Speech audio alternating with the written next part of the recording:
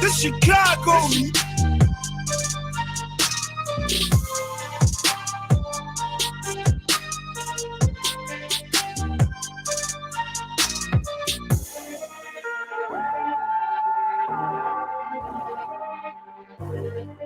Going on, family? Make sure you gotta get them likes up. This Chicago.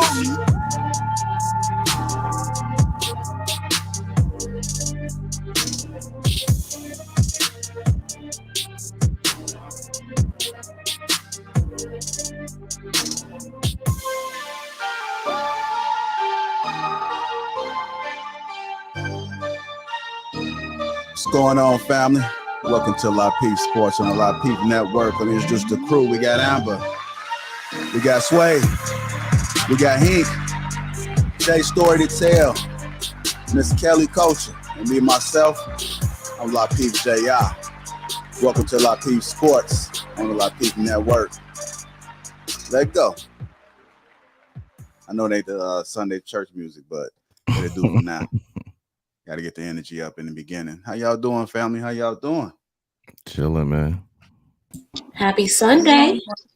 How y'all doing? Happy Sunday, everybody. Yeah, happy Sunday. Happy Sunday. Went out last night, so I'm a little tired. No, you always tired, man. I think that's your that might be your tag. I'm gonna make him a shirt that say I'm tired and I don't give a fuck. Oh, it's Sunday, right? Oh, I'm sorry. Sorry, Mr. Lee. It is what it is. Make him a drop, yeah. I probably do, man. So before we get the show started, man, I know you guys are doing well. How you guys' weekend been so far? Anything special or major happen? Anything you guys might want to highlight? Man, when you a certain age, like getting your errands done is something to look forward to. You know what I'm saying? During the week, you be working so hard, man. You get your weekend. If you get everything off your checklist or off your to-do list, that's like a great weekend, man. It sounds crazy, but that's the average weekend. Yo, I have a victory story. I went into Target with a list and I got everything on my list and I didn't get anything extra. I left with 4 things. So that just set the tone for the whole weekend.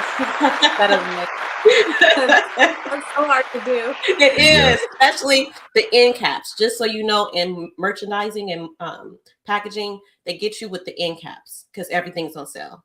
So FYI, don't look at the end caps at Target.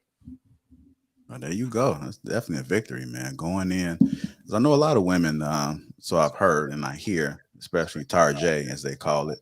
It's always a hard time just to get in there and get out. So salute to you, Amber, for that victory. What about you, Miss Kelly? Anything in particular? I don't know. I always have something going on. But I didn't go out last night because I knew I had to be on the show this morning. So being responsible. That's what I'm talking about. Being responsible. I like that. I like that. You hear that, Sway? I didn't even want to go out, man. Yeah, I know. I'm messing with you, man. On my idea. Well, I had multiple opportunities, but I said no. I have to be on the show tomorrow morning. That's what I'm talking about. I'm gonna probably have to see it if that's legit. If you're just saying it for the sake of saying it, or if there's some truth to it. But that's a whole nother story. What's going on, Sway? Like you had a long night. You said you was out partying or working? I just went out to the drinking a little bit to the corner. Okay. It's a college nearby. It's near, call it a corner, and so okay. Yeah, my girl wanted to go out, and it is what it is. Okay, what kind of bar? You at a ratchet bar? Or you at one of those? No ratchet bars, nothing like that. Okay, so you was throwing darts. There was dancing. It's like there's 2 floors. There's bottom where it's like it's just more chill down there, and then the top there's like a dance floor, so people go upstairs sometimes. But there's a bar upstairs and downstairs. So, but I don't really like going out to those crowds unless I know people. So I don't go by myself. So like I said, unless she wanted to go, I don't want to go. Or if my friends are in town, then I'll go. But I don't just go out. That's not me. Okay. Well, my shit was pretty boring, man. All I did was work, so I didn't have anything in particular, anything special. So catch me next time. Maybe next time I have a better story, but unfortunately, no. Anyhow, We appreciate you guys for tuning in to Lapeef Sports. Before we get things started, I do have a link pinned to the chat, so if you do want to join in to the discussion, feel free to do that. Also, tickets are down to the last bit. You guys know we will be in, sorry, the sponsorships, but we'll be in Houston April the 23rd. So make sure you guys go ahead and get your ticket now. Get your ticket, come out. I've been working hard all weekend trying to make sure I got everything else surrounding the show put in order. It's definitely going to be a vibe. Become a part of history. You never know who's going to show up. It's probably going to be some people that you least expect to show up. So you may get the opportunity to meet some people that you see that you're not accustomed to seeing every day. So come out and get your tickets. Come out and have fun. We also do have sponsorship opportunities. That's info@Lapeef right there. Send me an email. I'll make sure to put you in tune to what's going on with these packages. We got the platinum, the gold, and the silver. So it's opportunities for you to get some visibility there. We will highlight it on the Lapeef Let's Talk show for the month of April, and we also will highlight it at the actual show. And if you plan on attending, which would be cool too, then you'll also be able to, depending on which package you get, be able to speak on it. So it's definitely an opportunity there. Shout out to the sponsors, Teej Hanley as well. Philanthropy. That link is pinned in the description. Click that, get your 30% off. It's a new link up there for April. So if you guys want to get your skincare in order, which I suggest men, I'm pretty sure women can use it too, depending on if you got that masculine skin. I don't care. Hey, do women have some aggressive skin? Maybe that's a whole different story. Anyhow, Philanthropy. I've seen some women with like beards and mustaches, so I'm sure they could use it. Oh, okay. There you go. There you go. It's a lot of women. It's a lot more women, believe it or not, that actually grow like little facial hairs. You may never know. They do. You may never know. They like have unless to y'all pluck get, it more often. yeah, yeah. So shout out to the hairy women out there. Anyhow, look at Sway with the delayed laugh. That one funny? I just laugh at he's like, I don't care. The anyhow is giving me weak. Okay. All right. Let me get weak in the knees now. I don't know if I still got that sound, but you got to stand up. Stand up. All right. Let's get this show started. Let's get this show started, man. Hit that like button. Also subscribe to the channel. It's going to be a great show. And we're going to kick it off, man, with the thumbnail. We'll kick it off with the thumbnail. You guys seen the thumbnail and heard about the story about the Florida high school. We got Chaotic want to tap in, huh? You know, I had to, Lapeef. Okay, that's what I'm talking about, man. Thirsty Sundays with Chaotic. I'm just fucking with you. You know, I had to. All right, let's go ahead and mute in between. Let's get them YouTubes out the game. There you go. I muted you. It wasn't because I was trying to silence you or censor you. It just didn't want the feedback. I may have to censor you though, because Chaotic, because you do be going on Kanye rants. So anyhow, welcome to the show, brother. Let's kick it off by playing this video. You guys seen the high schooler that got hit upside the head. It was quite interesting.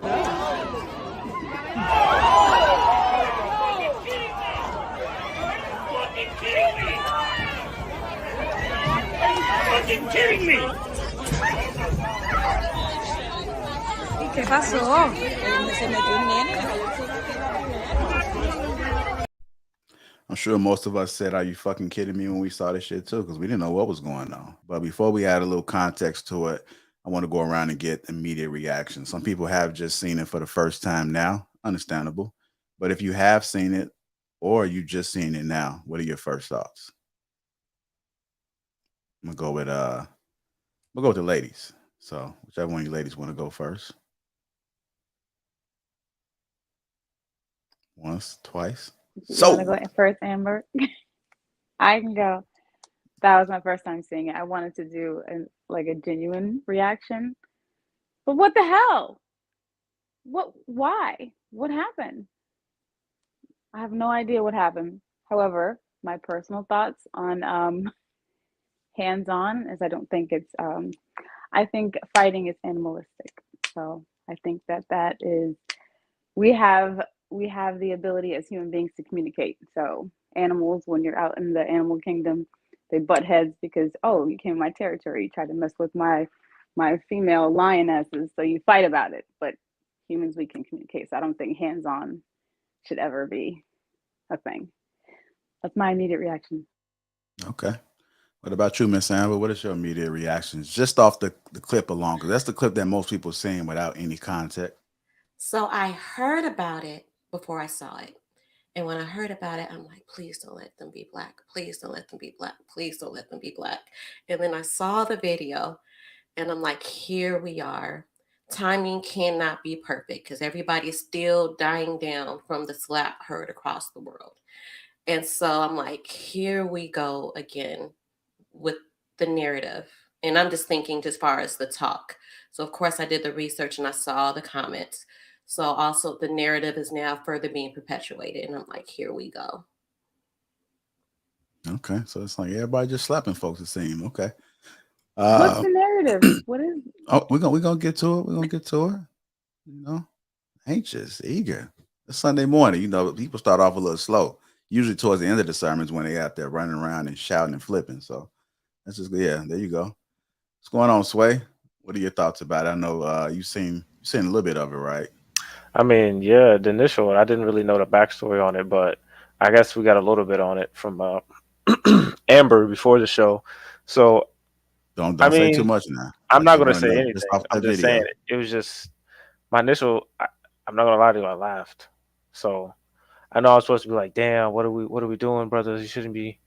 But I laughed. You know what I mean? In my initial reaction, I'm like, I don't know. I thought it was on some world star hip hop type of situation. So obviously I laughed. And then I guess I got to the round thinking from being around this network how that just doesn't help.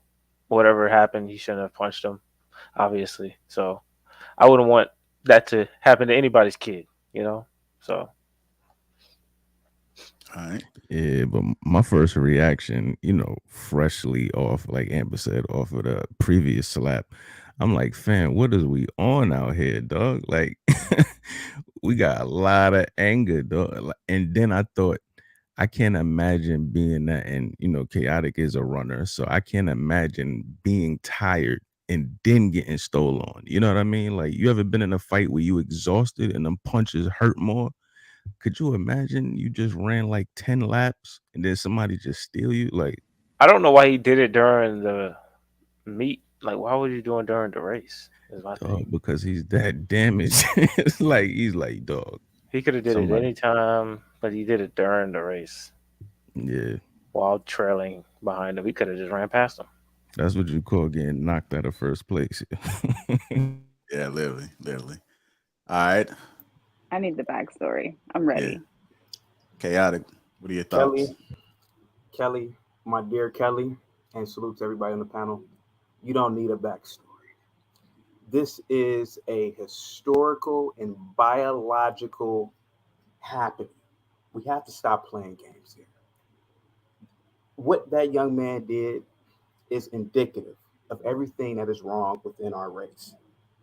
I taught in public schools for many years, and I can tell you, Black kids are not only violent, they are overtly violent. They do nonsensical acts of stupidity. Yes, do white kids do certain things? Sure, they do. But if you take 100 Black kids and 100 white kids in a room, 80% of those Black kids are going to be acting a damn fool. Unlike if you could take a white class, maybe 5 kids will be acting a fool. And then those 95 kids will shun those white kids. This is another example of how Black people are in white spaces and acting a fool. Could you imagine if those white parents would have walked on that track field and beat the shit out of that Black kid? Imagine what the news would have done. Oh, these racist white parents. But no, this has been going on for hundreds of years. I'm not going to take it where I wanted it to go because I don't want to go viral. I'm going to be clean in Sesame Street here.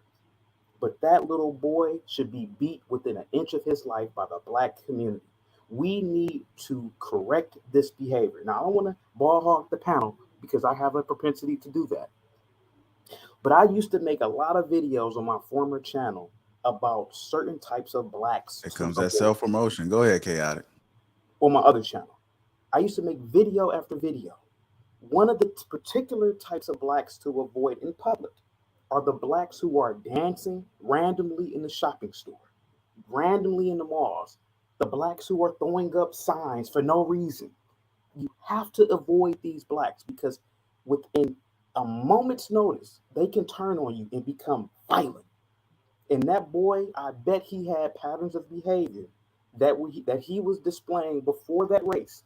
That any parent that thinks, let me keep my son or my daughter away from that ignorant Negro.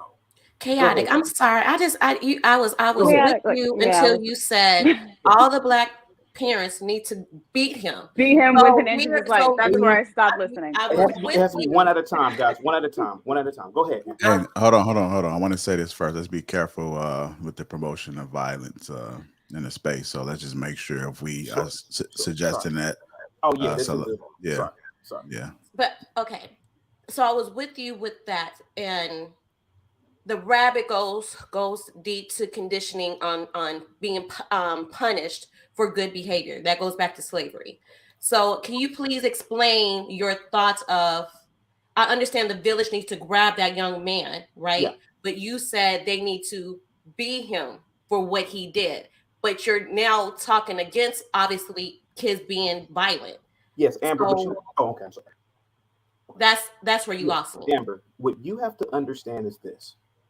I didn't mean it in a physical aspect. I said that the beating was symbolic. His beating should be shunned and shamed.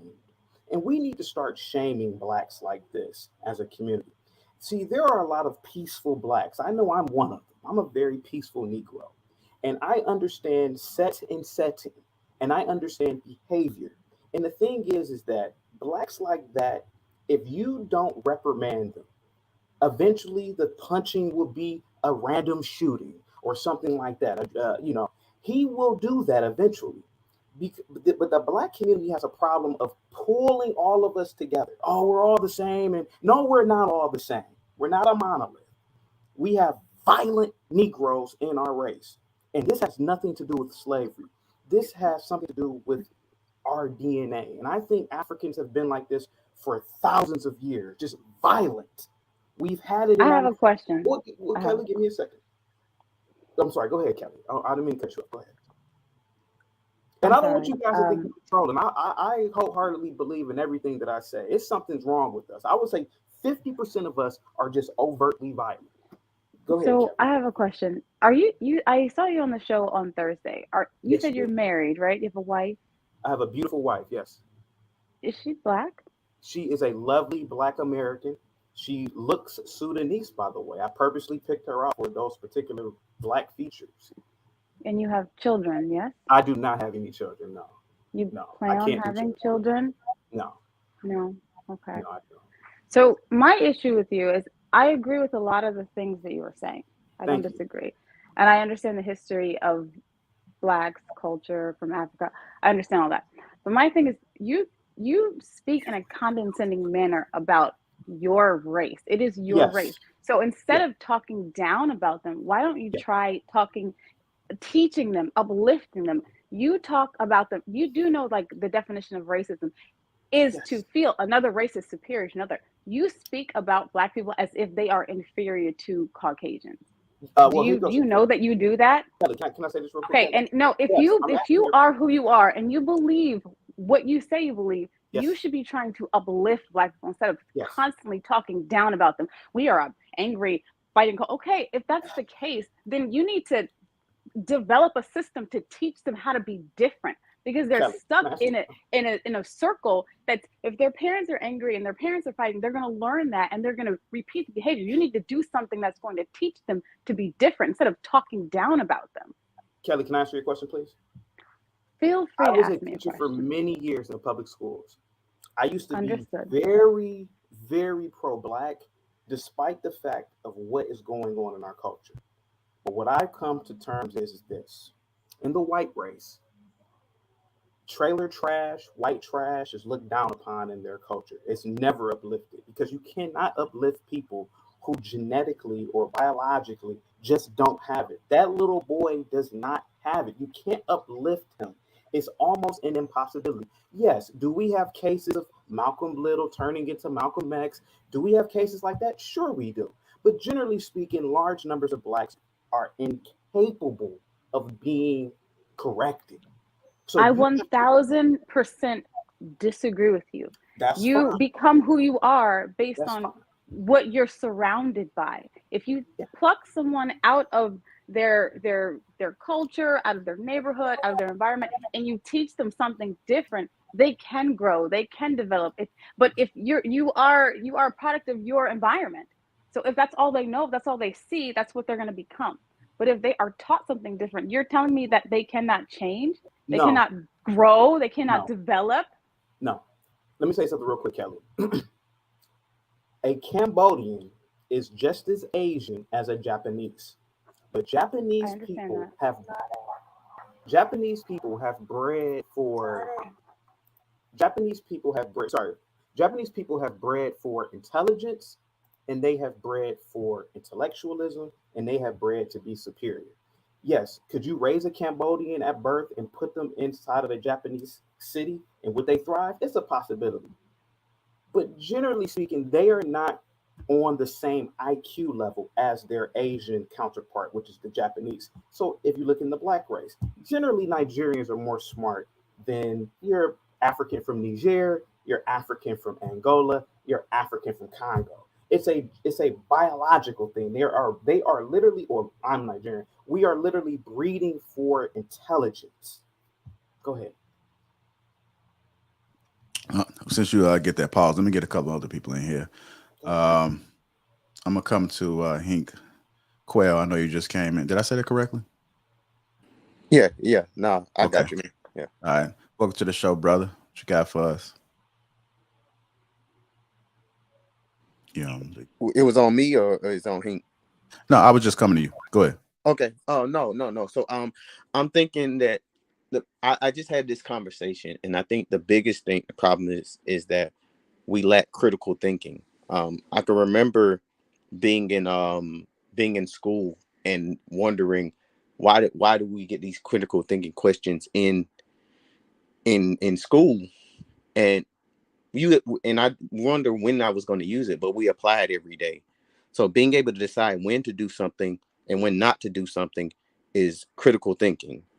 And I think that's really what we really lack, because it's just like you would decide when to be violent and when not to. Because I mean, violence is necessary sometimes, and there's other times where it's not. So it's all about having discernment of when to do something and when not to do it. And that's what we're dealing with in society now. It's just learning when and how to do things, and then what time to do it, what place to do it. And I don't think it's a race problem. It's just a decision-making problem.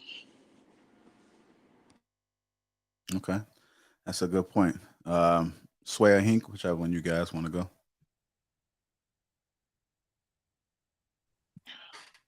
Sway, you go ahead, big brother. Go ahead, do your thing. What am I going ahead on? Am I talking about what Chaotic just said or the topic? Because I thought I already said what. Man, I ain't. You know what? You did say my bad. Go ahead. It's too much about what he just said. Well, I'm not going to unpack him. I'm going to talk about this sucker punching on the track. I mean, that's crazy. The thing was, we didn't add the context to it, right? We just wanted just first reactions off the video. I know Chaotic and Quail came in and they added some much needed spice to the conversation. We're definitely gonna talk about that. And I'm pretty sure there's gonna be some things that unfold that pertains to this story as well as everything else surrounding it. So I welcome it all. Even if we veer off a little bit, I still think it's great. It's great dialogue to happen. Let's stay on track as much as possible. But if we do, and the conversation carries somewhere else, then it is warranted as long as it's surrounding what's going on here. So go ahead, brother Hink. Well, first I want to apologize for my tardiness to the members of the panel and you, JR. So, but I don't know. I mean, I will hope they suspend the kid from his school as well as the team. I think the whole team should suffer. I know it's not the whole team's fault, but hey, y'all a team, so y'all all need to suffer together. So hopefully they suspend it maybe for the rest of the season. But unfortunately, it's not surprising this stuff like it happens. I remember seeing a video of somebody in the line, they was going through the line, they were shaking hands like end of the game. A guy just sucker punched a guy in the stomach after a basketball game. Now, chaos. It wasn't what it was a white boy. I don't know if that's gonna hurt your feelings, but yeah. But just seeing that happen, it's just crazy, man. I just don't understand. Yeah, I think my first reaction was like, damn, like doing a race.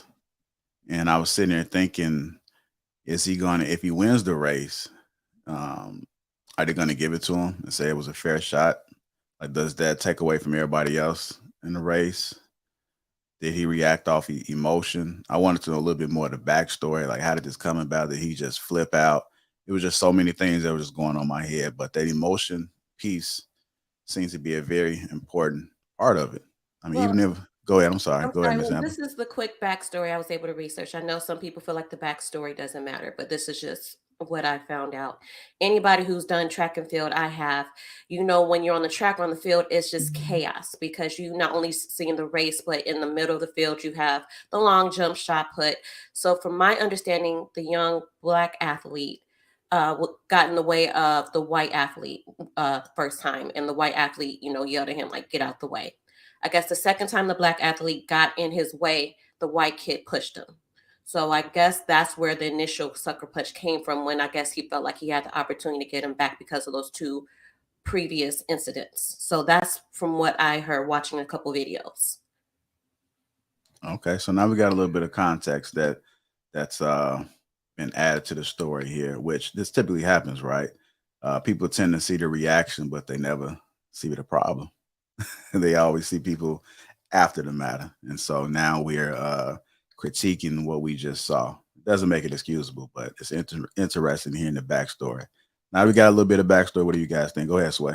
Like I said, I wouldn't have hit him. I would have just ran the race, won it, and when you win, just call him a pussy and just keep it pushing. I'm more so about like the actions of, because like even like this happens in any type of sports. A lot of times people like to move away from the sport itself. I'm like, no, I want to beat you in the sport, and then I'm gonna talk shit to you because I beat you in the sport. Not anything else in life. Not anything about how you look. Not anything about where you come from. Not anything about what type of job you got. No.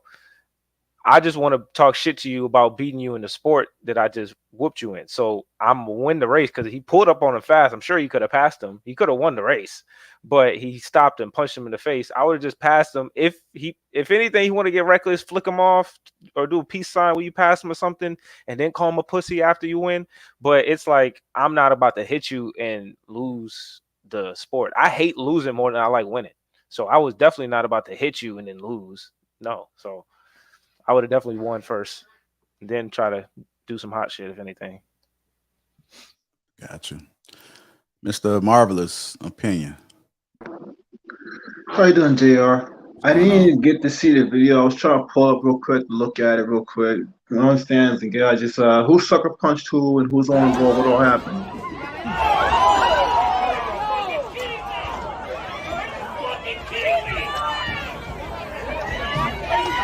Kidding me? ¿Qué pasó?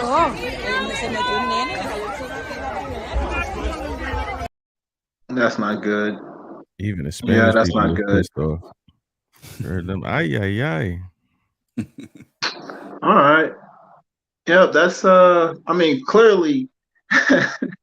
Hold on, before you get started, did you get the backstory?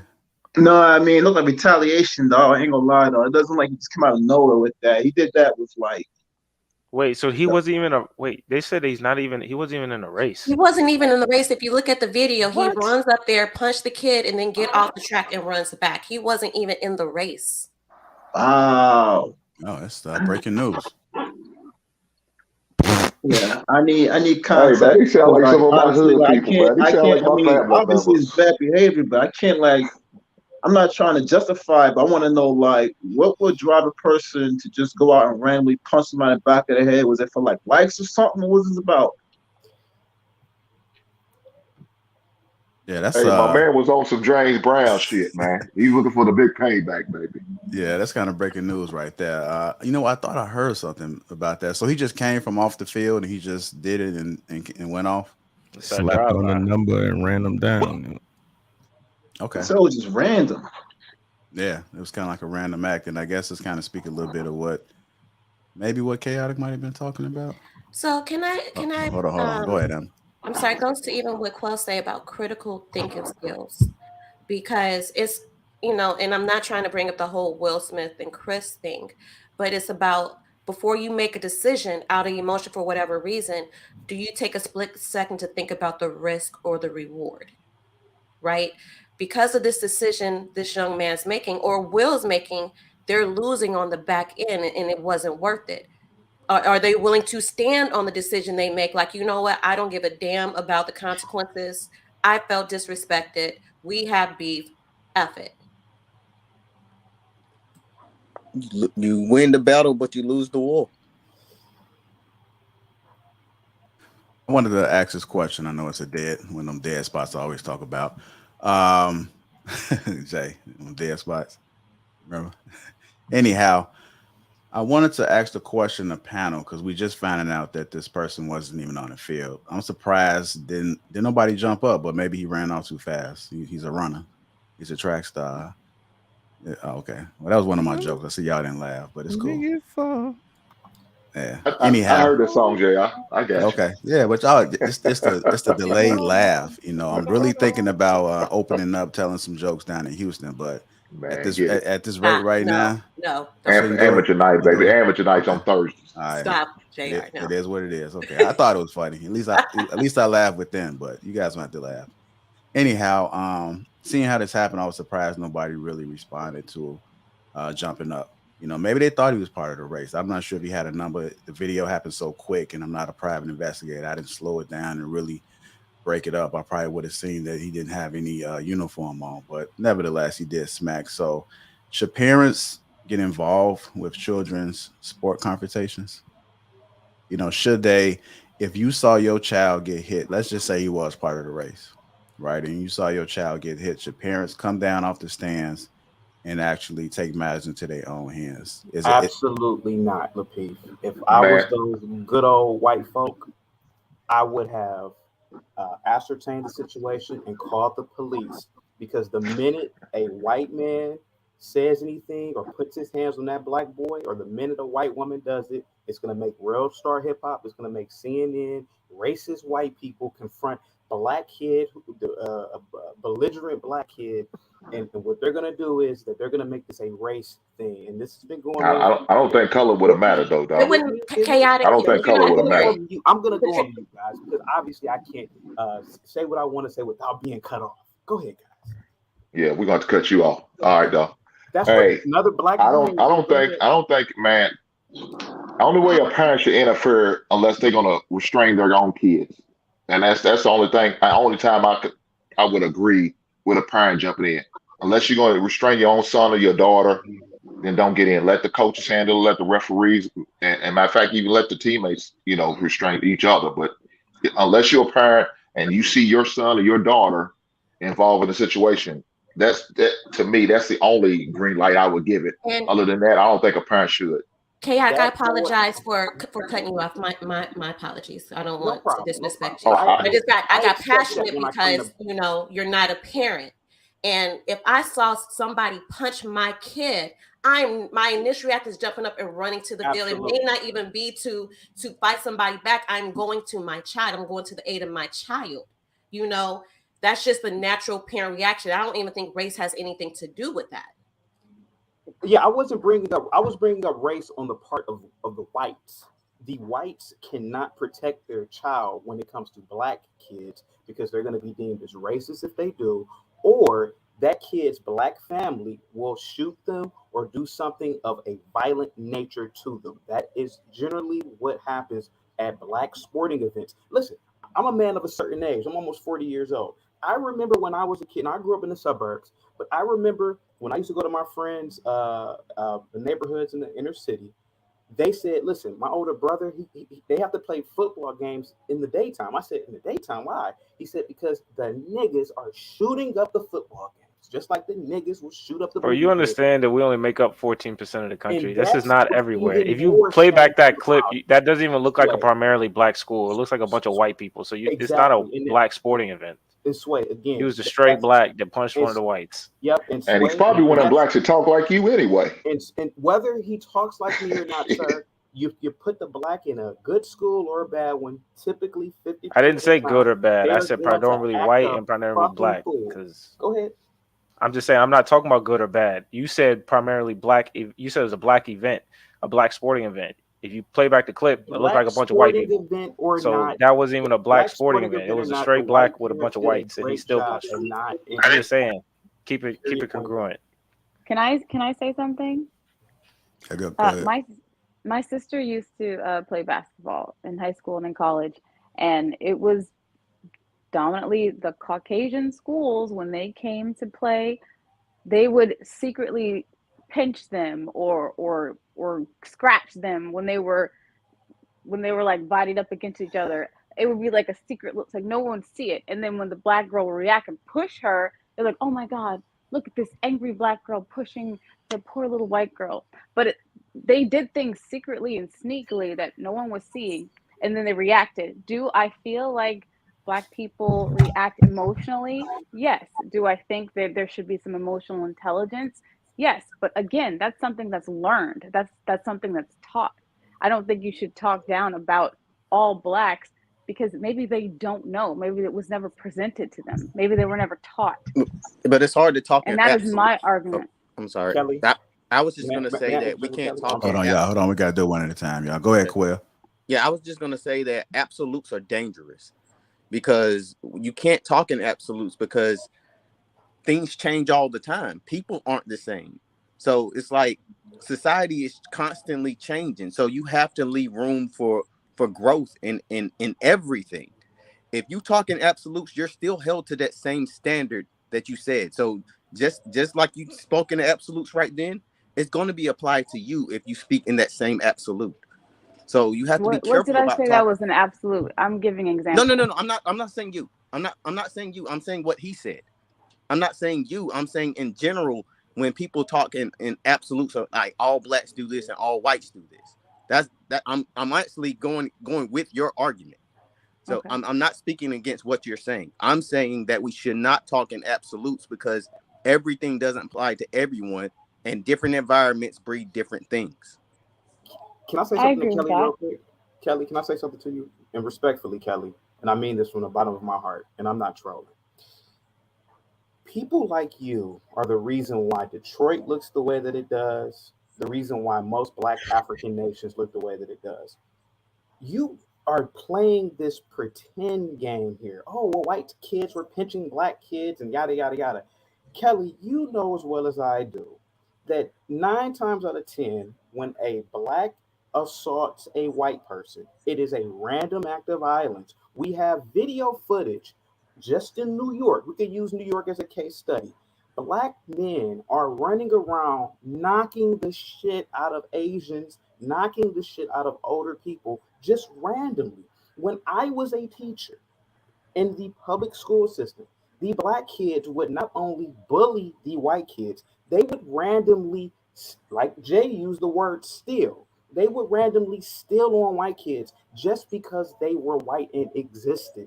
This is not new. This has been going on since the 40s, the 50s, and the 60s in America. And the fact of the matter is that you're over here saying that all black people are benevolent. And you didn't say that. You didn't say that blacks were benevolent. Yeah, I didn't say that. It seemed like we are this benevolent race that, oh, we're going to go to this basketball game, Tyrone, and we're just going to play basketball. And you're making it seem like these white kids are just doing this. And in fact, no. I taught in school. I saw the games when the white kids would come. The black kids would purposely do stuff to antagonize them physically. Why are we playing games here? Go ahead. Okay. Well, I'm so sorry. You don't really want to know what I have to think on this subject. Go ahead. I don't like the way you make Caucasian people seem superior when Caucasian people are the ones that commit genocide. What other race killed an entire race of people? 30 years ago in April, Black people slaughtered each other to the point where there were 1 million people who disappeared by estimates in Rwanda. Just 30 years ago Right. in Rwanda, I'm aware. I dated 2 Rwandan women in college, and I can tell you, they told me some of the most horrific stories of what they saw with their eyes. I'm aware of Rwanda. Yes, Yeah. I'm very aware. So why I know are we what happened playing there. Blacks But have committed genocide just as much as any other group of people. Asians have done it. Whites have done it. Genocide is a part of human nature. yeah, But I and do Black agree this. I bet you this. I bet you your BMW outside. I bet you your 7-bedroom house wasn't created by Black people. So obviously these people are superior in certain aspects of technology, in terms of construction, in terms of infrastructure. Come on, look at their countries and look at Black countries. Why? I'm not saying these people are better than us, but you have to admit. I'll agree with you on this one. Black people are better at getting over obstacles. I'll agree with you all day on that one. But in terms do you of know how many inventions were created by Black people that white people took your credit car outside, your BMW that you have or Mercedes is a for? Okay, car that we're is made talking by about a whites. car. Do you know the street light was created by Your a Black medicine, person? you don't go to Africa to some witch doctor. When you go to, I bet you go to some nice hospital. Well, you bet a lot of things that you are incorrect about. You don't know what I do. You go to a witch doctor, you practice all the healing practices of Dr. Sebi. Okay, Kelly. All right, no, let me cut you off, though. Hold on, y'all. Yeah, I do practice Right the on. holistic approach. I don't go to the doctor. I will take vitamins. I do preventative measures before I'll go to see a doctor. So can I? You don't know anyone. Chaotic, may I ask you a question? Go ahead, I'm Amber. sorry, sis. Chaotic, may I ask you a question? Go ahead. So then what would your outcome be? Let's bring it back to this young man who punched this kid on the track field. The outcome is this. Let me finish my question. I'm sorry. I'm sorry, no worries. Mm-hmm. So it sounds like you're just saying get rid of all of them. There's no hope. This is how Black people are. This is how we operate. What is your solution? Like objectively, what would be your solution if you had access? Hold on, Kiara, let her finish. Okay, I really want to know. I'm listening to your talking points. I'm not agreeing or disagreeing. I would like to know if you had the magic button, what would be your solution specifically with the young men and the kids you taught?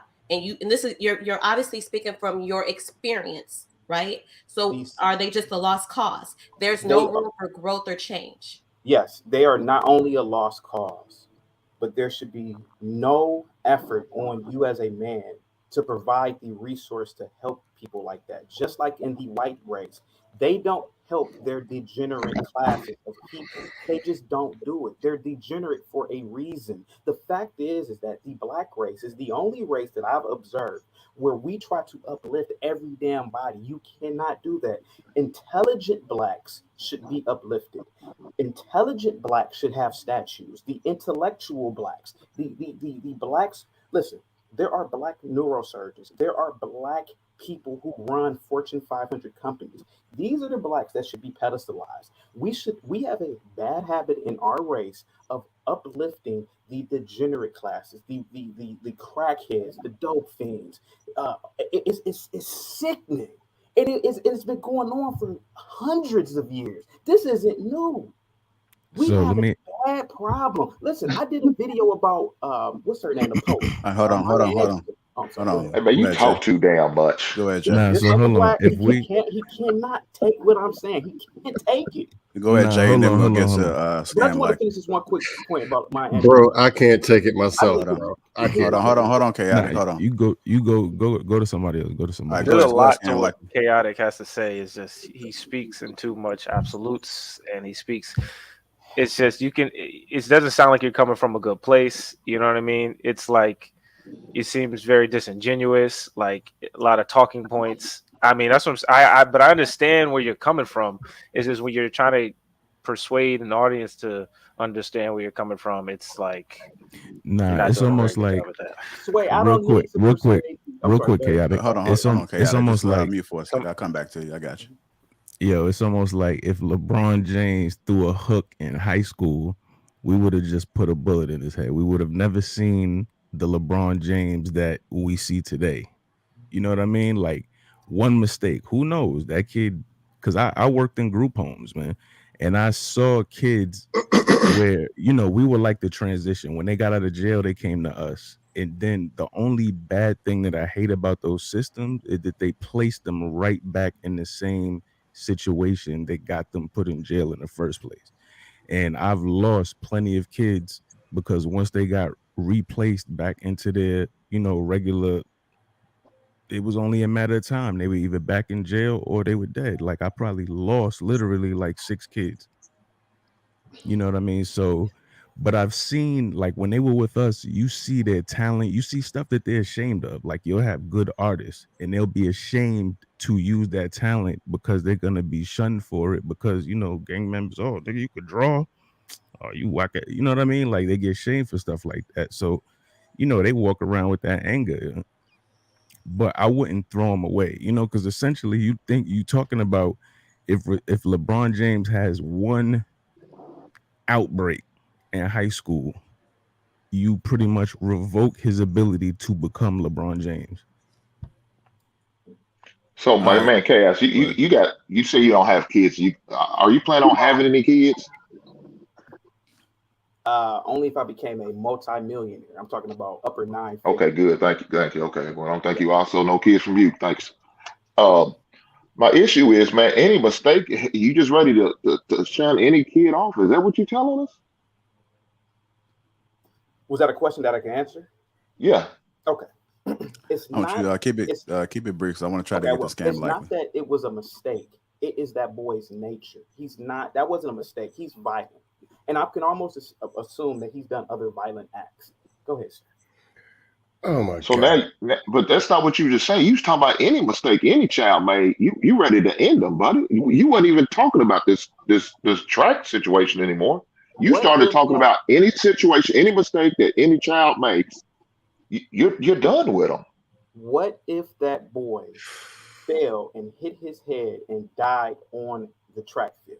Go ahead, sir.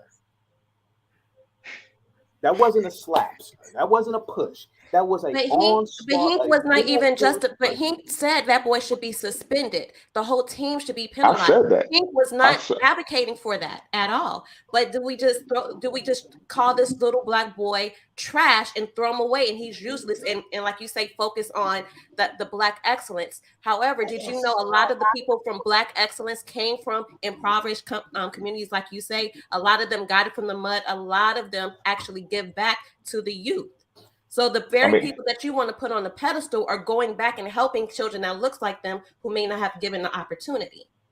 So I think a lot what you're saying is oxymoronic. I appreciate and admire you stand on what you say because everybody's against it, but it's kind of coming off oxymoronic at the same time. I'm just chaotic. Have you ever made any mistakes, man? I mean, why are you still here? Hink, it's not that. No, I'm just asking. Have you made any mistakes in your life? Sir, it's not that I've never violently assaulted anyone. Again, I didn't ask you that. Sir, I said make any mistakes, sir. We've all made mistakes. He violently assaulted that young boy. Why didn't you cut your wrist? The fact. All right, we got to stay off that type of talk, y'all. He violently assaulted that boy, sir. It wasn't a push. That's not just a mistake. That is a criminal act, and that boy should be penalized in the law. Man, I said so that. Hold on, Miss Kelly. Hold your thought real quick. I do want to get the scam likelies. I've been trying to get to him. Go ahead, sir. Yeah, so chaotic truth. The dude punched somebody, and you're saying, well, he could have, should have, would have, and probably had other violent activity.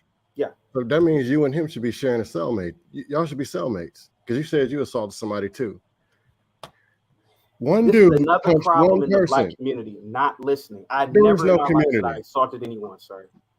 There is no community. But anyway, I never said I assaulted anyone. No, Hink just asked you a question. Have you ever assaulted anyone? I never said yes. I assaulted anyone. I said I have never assaulted anyone. Okay, regardless. Okay, check it out. It's not about regardless, sir. We got to get the facts. All right, you never assaulted anyone. But how do we get from one person punching somebody, and because one was black and white, how do we get all the way deep into the Victim Olympics, to the genocide, to the suspension? How did one dude punch one person, suspend them, move on? How do we get to coming up with a whole damn race battle that we lose anyway because we ain't got but 12%? And we already got a race battle with blacks killing other blacks. and blacks losing that. How do you get all the way that deep? Bliggity, to answer your question, sir, it's not about battling whites. It's about making our race a superior race. And one aspect of superiority is class and civility. People look at the superior races like the Jews and the Japanese. Look at how peaceful and aligned they are with civility. The fact is that the lesser superior races tend to be the most violent. It's not about competing or fighting other races. It's about when our black people are. We make songs boasting about being violent. And I'm not lying here. So the thing of the matter is that yes, these things need to be addressed. It's not about a matter of suspension. It's a matter of the public needs to shun that boy. Go ahead, sir. But you want to shun him to the point where he punched a dude. And you're already saying, I assume he had other violent. How you throwing 3 other crimes into it with one punch? You already pretty much called him the N-word. You already convicted him as a felon. So at one punch and you're a felon. So if that's the case, one time, if you literally throw something out the window, you should be murdered. No, if you literally throw something out the window, 15 years, fined $500 or $1,500 in terms of the city's ordinance. All right, I do want to ask this question real quick. Somebody posed, and I do want to I know chaotic is being chaotic. Well, not chaotic, but he's stirring the pot right now. I want to ask this one question, and I do want to kind of get some other people in. Somebody said, could chaotic define what throw them all away means to him? Just looking for some clarity instead of assuming I understand what you mean. So just real briefly, when you say throw them all away, because I think that seems to be getting people have their own perceptions of what it means, but just clarify for us if you can. What I mean by throw away is any degenerate behavior needs to be thrown away. It needs to be looked down upon. Like what Kelly was saying. Kelly said I had a very condescending attitude. Yes, blacks should have a condescending attitude towards what is making our race degenerate. So the fact that Bliggity brought up littering, I used to make videos on blacks littering. If you go to most black communities, there's a lot of litter. You know what you should start doing? Every person you see littering, you should shun them. Hey man, why are you littering? Why are you destroying the community?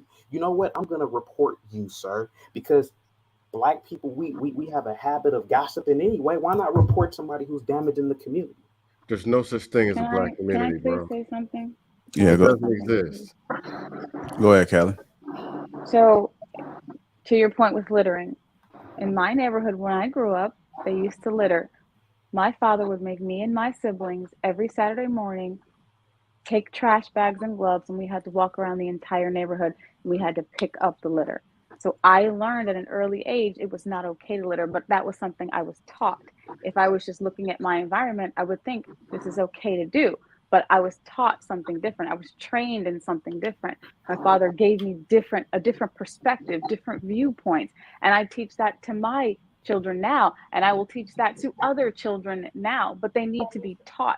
You're not just born into knowing these things. You have to be taught, you have to be trained, it has to be presented to you. And to your point about Caucasian people shunning their lower class, I don't agree with that. Caucasian, white people, they will protect their people. I just spoke to a gentleman the other day who is a millionaire, and he told me that when him and his wife split up, his wife took the children, and they had 3. One was 10, one was 11 and 12, and they all had juvenile records for fighting, for selling drugs, for doing something else, but they all had records, and they were going to be permanent, and they were going to be put in juvie. But he said, no, get me the best lawyer. He said, get me a judge, get me a lawyer. I want them on my side. I'm going to take the kids, and I want you to expunge their records. And he took the children, and he poured into them, and he trained them, and now they're the who's who in the business world, because he took them out of the environment they were in, and he taught them something different. He didn't just throw away his kids. Oh, you have a record. Sorry, I can't deal with you. Go to the white trash trailer market. I don't think, do you even have friends that you talk to that are Caucasian? They don't do that. They represent and they take care of their own. And they will stand up for their white people before they'll stand up to a black person, but you're not doing that. You are standing with the white people against the black people instead of saying, if there's a problem, how can we fix it? You're not bringing up any solutions. The whole point of the show is to have conversations, to bring different perspectives, to help people. And you're just saying, toss them away. White people don't have a community or stick together like you think they do either. Kelly, can I ask you a question? White crime is even worse. They really don't. I just want to ask Kelly a question. Kelly, is it cool if I ask you a question? Now, you said that I'm on the white people's side, correct? Just correct me if I'm wrong, right? Okay, so do The you way know? you speak, Okay, absolutely. okay. You Do you don't know sound United? like you Okay, are for Black people. I would be okay, afraid for you to have children because yeah, you would okay, not put the value of okay. being Black But Kelly, into them. okay, I am but Kelly, proud to be Black because my father told me Black is wonderful. can I ask you a I don't question? know if you No, could do that. What is okay, the Kelly, value of being you black? It's just just asked darker me. I skin. think I'm not too. You just said that I'm against Black people, right? And that I'm supporting the white man, right? Kelly, can I ask you a question? Do you have an African-made car in your driveway? No, I have an Oh, American-made car because I'm Okay. American. And what car is 'Cause I that? was born in America. If you don't mind me, well, there are African-made No, cars in Nigeria. They have a auto industry in Nigeria. Can I ask you another question? right. What kind of car do you have? If it's American, is it Ford or something like that? So No, you are we're not gonna have supporting that wealthy. conversation. You're supporting wealthy white men every time you go to the dealership, just off that car alone. Every time you pay Okay. that car note, you're supporting white people, right then What and kind there. of African car do you have?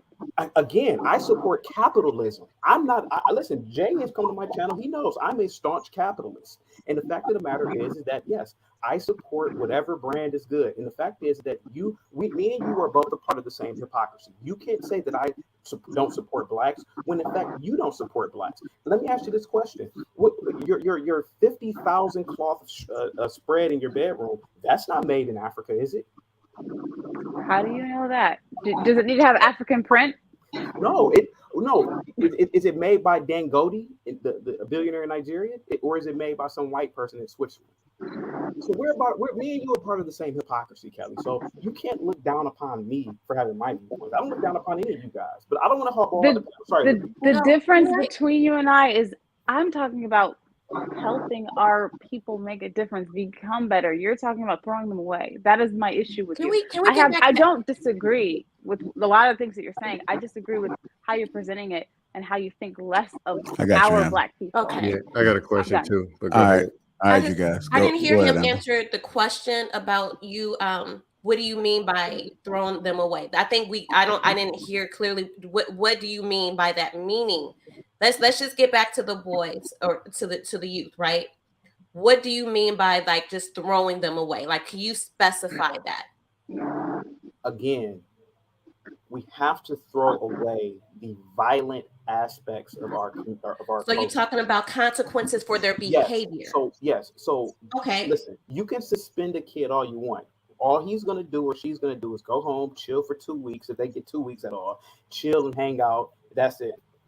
The behavior needs to be, the consequences have to be so severe that the thought of doing something like that should be like, oh, I can't do that because this will happen.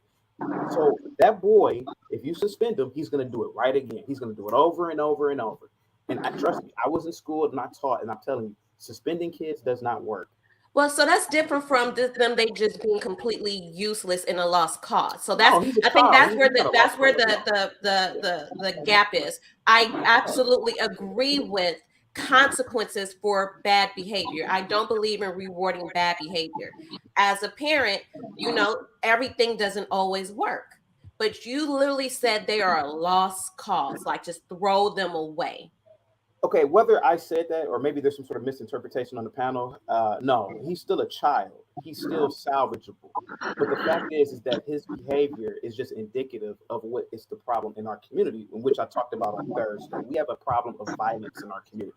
And nobody can sit on this panel and tell me otherwise. We make rap songs for the past 4 decades, like boasting about how violent we are. Am I lying when I say that? I'll tell you otherwise. Can I say something? Honestly, because can everybody mute their mic? Somebody has some back noise. That's probably me, my bad. Mute up. Yeah. Whew. I mean, like I said, there's a lot of stuff that you say has some truth to it, and there's a lot of stuff that's kind of BS. And like, I don't think the way you're going about controlling men's, nature for violence, by beating them to the brink of death or whatever the case may be. I don't need to be afraid of violence to know that it's wrong. I don't need to be afraid to get into a fight to know that you shouldn't just be punching people left and right. Like I don't, you know what I mean? Like I think most people or most men that have any type of brain knows that concept, that punching people isn't just the way to go with it, you know? So I'm always advocate for having fathers in the home. I think that's probably the biggest impact of disciplining these boys to not just be out here getting into fights or punching people or know how to control their emotions. I'm not saying that one father is going to make a difference. I think the majority of people need fathers, and I think that's probably the fix. But I just don't understand why you think like violence is going to help with violence. I have something to ask people in this panel. If you don't mind me asking a You're question. muted, chaotic. Yeah, I didn't say that. I meant that in a symbolic way. I meant that. Well, you don't explain that. You just say that, and then we're supposed to understand you. I explained it. You can go back and listen again because I was asked that question again, and I said that I meant that symbolically, that the behavior needs to be met with an act of consequence that is on the equivalent. Okay, what consequence? So the consequence is it has to be shunned from the get-go. He has to already know, like, listen, there are schools that have a no-hit policy. Now, that looks like a well-to-do school. That might even be a private school. So there needs to be policies that said, listen, if you do something like this, there is no second chances. You're going to get the hell up out of here. You know, and there are schools like that. But again, I taught around Black kids, and I'm telling you, give them chance after chance after chance, and they will act a fool every single time. But it's not about the consequences. A lot of these people don't fear consequence. Consequence becomes a reward. They celebrate going to jail. They celebrate getting shot, and they're taught not to fear consequence. It's a taught behavior, meaning there's no structure. They're not actually teaching people to go out and seek rewards, to actually manage their emotions, put plans of action together to go out and be or go and become. It's just react and look for acceptance in the consequences. Therefore, consequences are not, you can't teach these people that we're going to give you a consequence. You're talking about people who are robbing and putting their lives on the line to steal some Jordans or some drugs. That obviously tells you these people don't fear consequences. You're talking about repeat people who go and do jail and prison time. Repeat it. They don't fear consequences. They don't fear anything. So consequences can't motivate or change the behavior. That's so quick question. All right, so Bliggity. So what other method would you suggest for? Because I do agree with you. You know what I mean? You proactive versus reactive. Because you look at go ahead. No, you good. Okay. If a dude is on his way to go rob or shoot somebody, steal, sucker punch somebody, the crime has already been committed. So it's not about the consequence after it happens. It's about preventing before it happens. What's going on with this dude? How did this dude get to the point where he's going to sucker punch, rob, shoot, steal? He's done before he even commits the crime. So what difference does the consequence make of what you do afterwards? He's done. You put him in prison, he becomes a worse criminal. You put him in and cage him in like an animal. The problem is, why are these people doing this stuff? And some of them are doing it. The consequence is the reward. Well, let me jump in here. First of all, peace to y'all. What's going on, everybody? I know I'm late, better late than never. First of all, I'd like to just kind of jump in and answer your question. Blickety, a lot of times these consequences that people get are not for the person who did it. It's for everybody else. You don't want the behavior to be repeated by somebody else. So yeah, the action is done and the consequence that goes to that person. I actually agree with Chaotic in the general sense that the consequence should equal the transgression. I don't know if a person should be beaten down to a pulp or anything like that, just from a hyperbolic standpoint. I don't think that that's necessarily the case, but whatever punishment you give them, it's to send a message to everyone else. So we kind of want to have an attitude of restorative justice to the person who is the victim, and then also try to give out some important punishment to the person who committed the crime. But you're right in a sense that the thing has already happened. So when you're giving out punishment, it's to deter it from happening again. It's not necessarily to try to correct the behavior of the person who did the crime. Even though you want to correct that behavior, that isn't the main objective in the collective sense. The collective sense is to make sure that the crowd and other people don't do something. It's not to make sure this one person doesn't do something again. Well, actually, the consequences are supposed to correct and redirect. That's actually in those words of what I've been taught, military and in education. Correct and redirect the behavior. The consequence is supposed to match the crime, but preventative measures come before consequence because the behavior shouldn't be happening in the first place. How do you prevent somebody from going broke? Teach them how to manage money. How do you prevent somebody from dying overweight? Send them to the gym. They should be in the gym, not the doctor's office. Preventative measures and actually building from before the fact prevents and after the fact, because the fact won't even happen. Yeah, but to that same token, though, if that. But I get what you're saying, because we are here because something did happen. Now it's consequence time. I get that. Right. I mean, but you want to prevent something, which is, I'm not disagreeing with that either. You know, a lot of priorities should definitely be placed in a proactive sense versus a reactive sense. But we're talking about punishment, like what should be the consequences of an act. So like the person who you're teaching your financial literacy to, what is the consequence when they take the knowledge they gain and then commit fraud with it? The consequences that you give them is to show other people who have the same thought to commit fraud, to keep them from, you know, make them want to rethink what they're doing. So I think that maybe you may be debating something that's being taught differently than what Chaotic is saying. I want to throw it back to Chaotic because I saw that he wanted to jump back in and kind of defend his position. So can I ask Chaotic one more question? I'm sorry, and I'm really appreciating your talking points, Chaotic, whether I agree or disagree, because you're speaking specifically what your experience as pertaining to a teacher to the youth, right? Hate to bring it back, right? But you have Will Smith and Chris Rock. Will Smith, a grown man who is of upper echelons, like of the same echelon that you said need to be put on a pedestal. Obviously, what he did was not right. Should he suffer the same consequences, be tossed to the side? He's now, remember, he is Black excellence, the pedestal you say he should be put on. And look how he behaved. Should he be tossed to the side? Amber, that is a great question. And if you heard me the other day on this beautiful panel, I'm sorry, I didn't. I'm sorry. I said the same thing. Will Smith, what he did was very animalistic. He may have already had it in him, and that was just his breaking point. And he should be sued $25, $30, $40 million by Chris Rock. Chris Rock was a class act. He did not deserve to get assaulted, all because this man couldn't handle his emotions about his wife and his family. So yes, he should be vilified in the public scene. The thing about our race is that we have to hold each other to a high expectation, and when that expectation is broken, we need to shun stuff like that. And that right there was a felonious assault. Chris Rock could have fell back and hit his head and died, and that happens a lot in the Black community. Fights but like he's that. The elite. He's on the pedestal that Doesn't you just matter put if him he's a on. leader or But not. But it does matter, because you see they're the same behavior whether you're an elite or not. So is this just like human behavior, no matter your class, your education, your socioeconomics? He behaved. Will Smith did the same thing this young man on the track field did. Amber, again, I said this the other day, and I'm going to be brutally honest. I believe that the majority of Black people, maybe 50+% of Black people, just have an inherent nature or propensity for violence.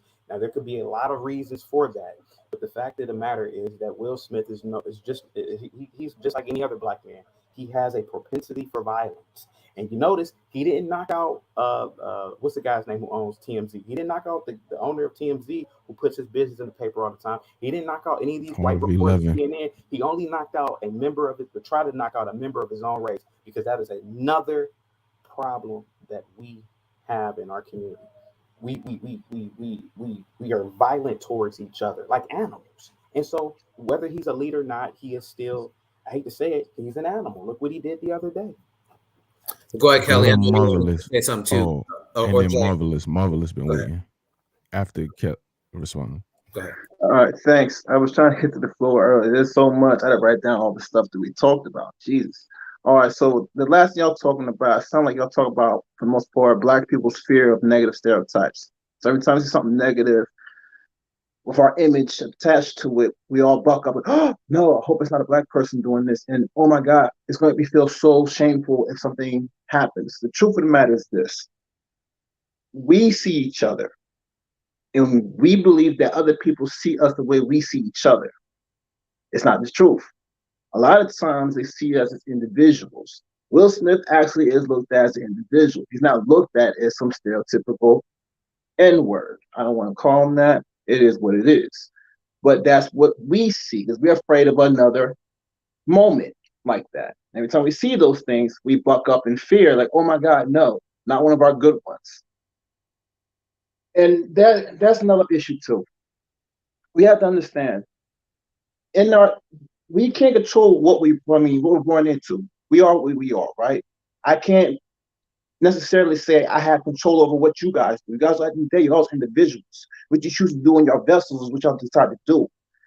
Like, there's so much in life that's already challenging enough. Why put the pressure of having an image be all on your shoulders? I'll never understand why we do this, because in reality, we don't really act that way.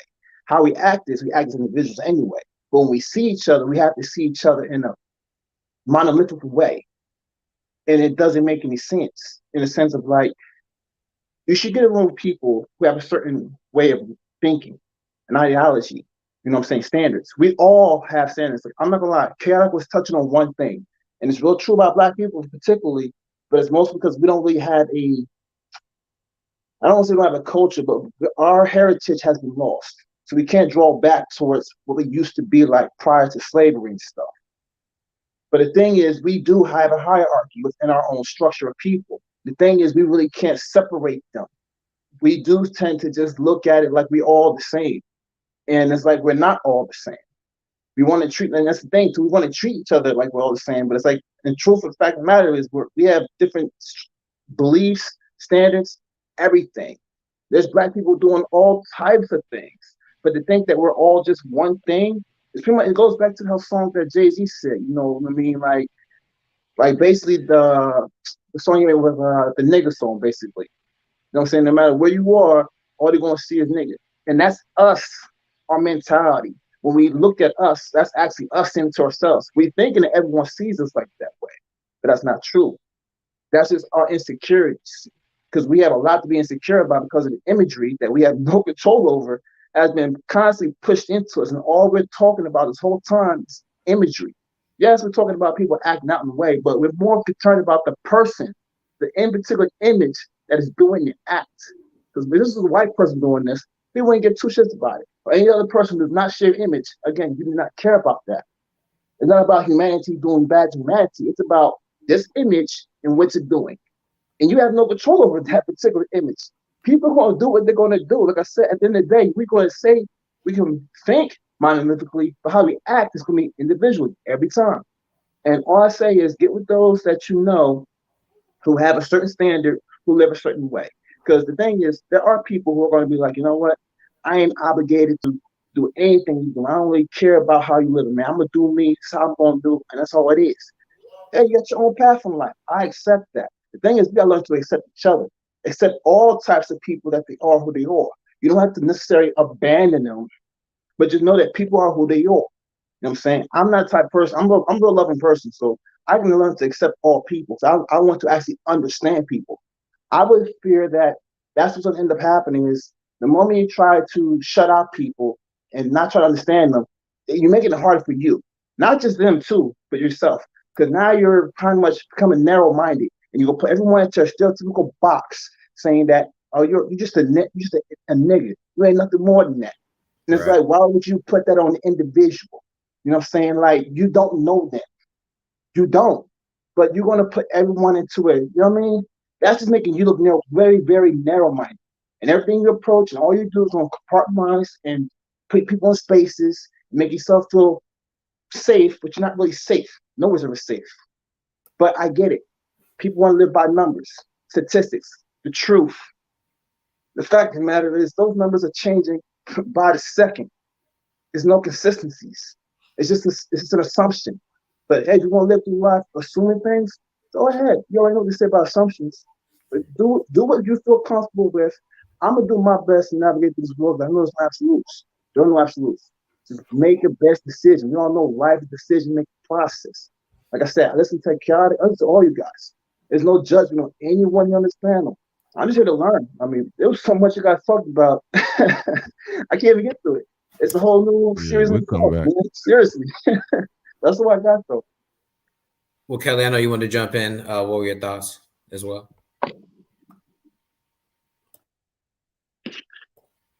I suppose I think of people as the most valuable commodity on the planet. So for me, it's more like trying to understand the individual. And I know we talk about consequences, but I like to make it personal. Like if it was my son, if it was my son that got hit, or if it was my son that did the hitting, how would I handle that? So I mean, I'd like to make it personal for me, but I think it was there was a gentleman earlier that was on the show. He said there's a reason, there's things that happened that got him to that point. And I know in the white community, they do believe in seeing therapists, and a lot of Black people don't do that. So I think that there's a lot of issues internally that aren't dealt with, and I think that needs to happen, especially in the Black community. I think we need to talk it out and figure out what's going on within ourselves. And I do know I do have a lot of white friends, and a lot of white friends, my friends, they take pills for anxiety, they take pills for depression, they take pills to wake up, they take pills to go to sleep. But they're seeing a therapist and they're talking their emotions out and they're getting it out. Black people bottle their emotions. So I think trying to understand what happened with that young man is the most important. And I think I don't think consequences should be throwing someone away. And I know you explained that, Chaotic. And I don't disrespect what you say, but I do, Chaotic, I do think you're an intelligent man. I think you're very well spoken. I think you're articulate. I think that your platform should be used to uplift people. And I feel like you could do that, but you have to kind of have a paradigm shift. I know it shifted somewhere. You said you used to teach a lot of Black people, and then all of a sudden it changed. But I think if you take the time to pour into them, people can develop past what they are. They can grow. But So let me ask you this about the individual person. So let me ask you this: as a parent, then, if we want to continue with that thought, that line of thinking, as a parent, how do you approach if your child is the victim of an outburst like this? What are your thoughts? How do you approach that? Not only when it comes to your own kid, but the other parents and that child. You know, are you going to have this same kind of thought process when your child is the victim of something like this? If my child was hit, I would be furious. Obviously, I wouldn't be like Amber. I would be down on the track field. You wouldn't be able to stop me. I don't think violence is the answer. We would definitely have a conversation with the coach. We would have a conversation with the parents. We would have a conversation with the principal. It would probably be on the news. But I think pressing charges is the next step. Usually when there's an assault, you press charges. That is the consequence. But I also think that there should be something done about the kids that were involved. I think that they should have a conversation. I think they should talk it out. In the household I grew up in, my father used to always say, this is not a television show. You're not just going to walk away. You're not just going to get upset and go to your room. You need to sit down and we need to talk it out. We need to find out what's going on and find out how we can fix it. So coming up with a solution so it doesn't happen again. So you know how to handle it next time. So you don't just lash out. But if it was my child, if my child did the hitting, I would beat his ASS. So that's just me. I got a question for the panel, though, real quick. 1 second. Let's remember, I have 2 of them. This is for everyone here. This is whoever's mindset is, real quick. When you think of the terms, do you see the terms Black and white as a status? Do you see literally, like when you think to yourself, white and Black, is that a status that goes through your mind when you think of those words? Just think about that. No. Okay. No, it is more of a fact than it is a status that you can achieve. You know what I mean? Because status means you can go in and out of that, or you could fall into a status, fall out of a status, whatever it is. Whereas Black and white are words to describe states of being and not something that you're trying to be or get to. I mean, of course, there's ideas where, you know, when it comes to culture, it might be a little different. You know what I mean? Black culture versus white culture might have some classism, you know what I mean, involved with it, depending on who you're talking to. But in and of itself, no, I think that it's just the way that you are raised, the way that you carry yourself.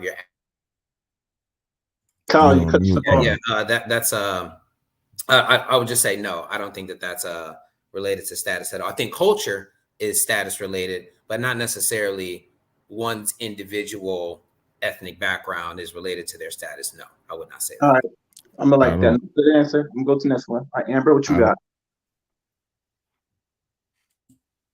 Absolutely not. But that just came with time. Meaning, growing up, when you prepare to go out, all right, be polite, don't give white folks something to think about. But as I became confident, did research on who I am, how I carry myself in the different sectors, when I know somebody's white, they're just white. And that's it. It's not a second thought. I don't think to perceive or try to be something I'm not. I'm just going to be interacting with a white person. And that's it. Okay. But that could be related to economics too. You know what I mean? Like, don't do X, Y, and Z in front of white folks because there's this perceived authority that they have over, the environment. Not so much institutional authority, but like financial and whatnot.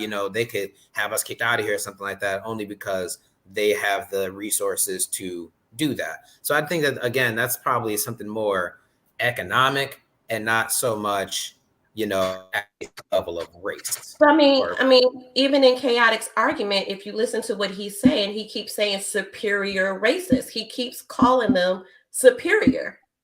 If you go to the playback, he believes other races are superior to blacks.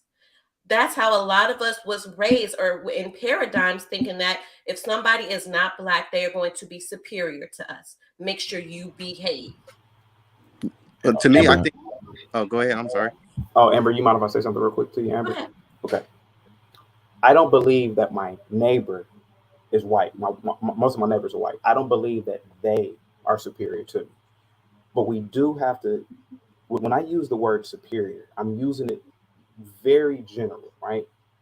When it comes to technology, whites typically have more affluence or influence. They typically are the CEOs and creators of all of these technological firms and companies. Your computer that you're using right now, I'm pretty sure the name on it is some white guy's name, Dell, or it was created by Bill Gates, who's a white man. Your car, when it comes to the auto industry, they dominate.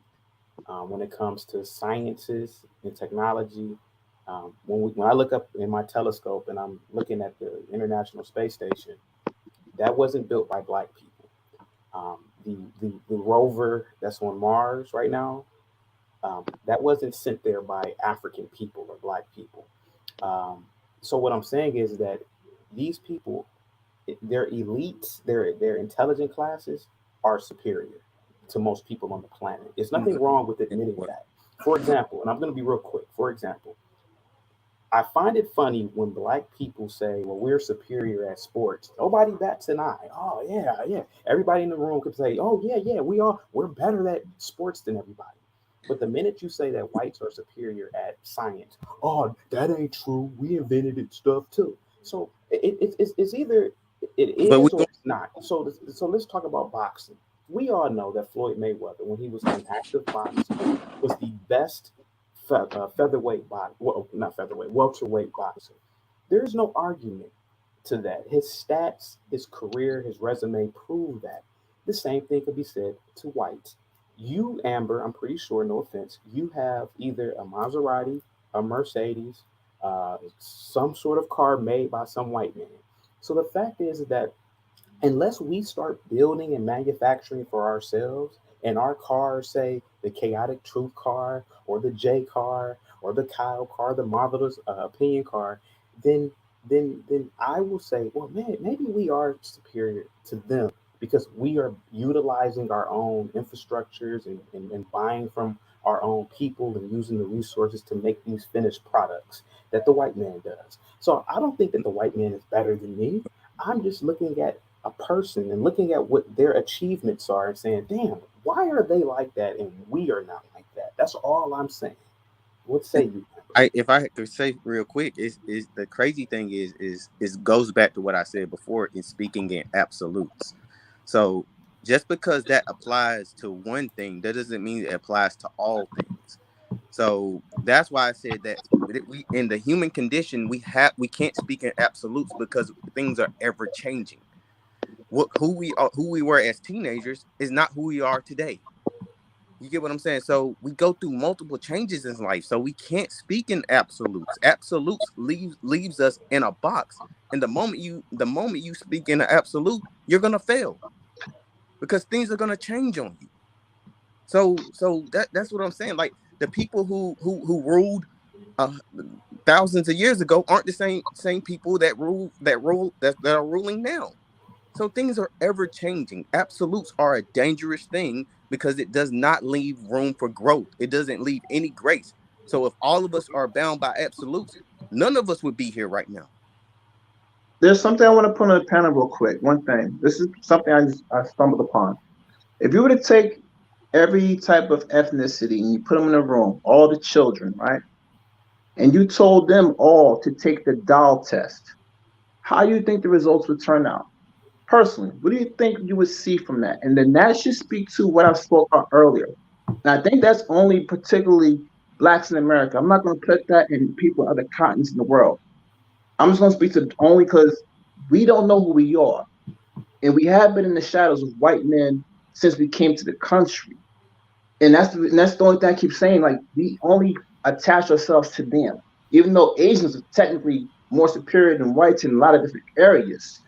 But we're not even looking at them towards anything. We look towards white people specifically as if they're just that thing. But that's only because we live with them for so fucking long. We got their tongue, we got their name, we got everything that they have. But it's just like, why is it that we just don't, honestly, my friend, I just don't think we love ourselves personally. You don't love the individual who you are, and then you don't really love the people around you as much. Because if you did, you have more understanding. A lot of problems would be solved because you have more patience and time to deal with each other. But a lot of us have honestly gotten more selfish. It's not even just black people, it's actually the United States. Everyone in America is getting more selfish. There's no coincidence that relationships are failing right now, horribly. Selfishness is the number one killer for all that, in my opinion. But that's all I gotta say about that right now. So what role do parents play, if any, in all this? You know, I mean, Kelly spoke to it a little bit. You know, I don't imagine that maybe she's really been in that position or not in real life.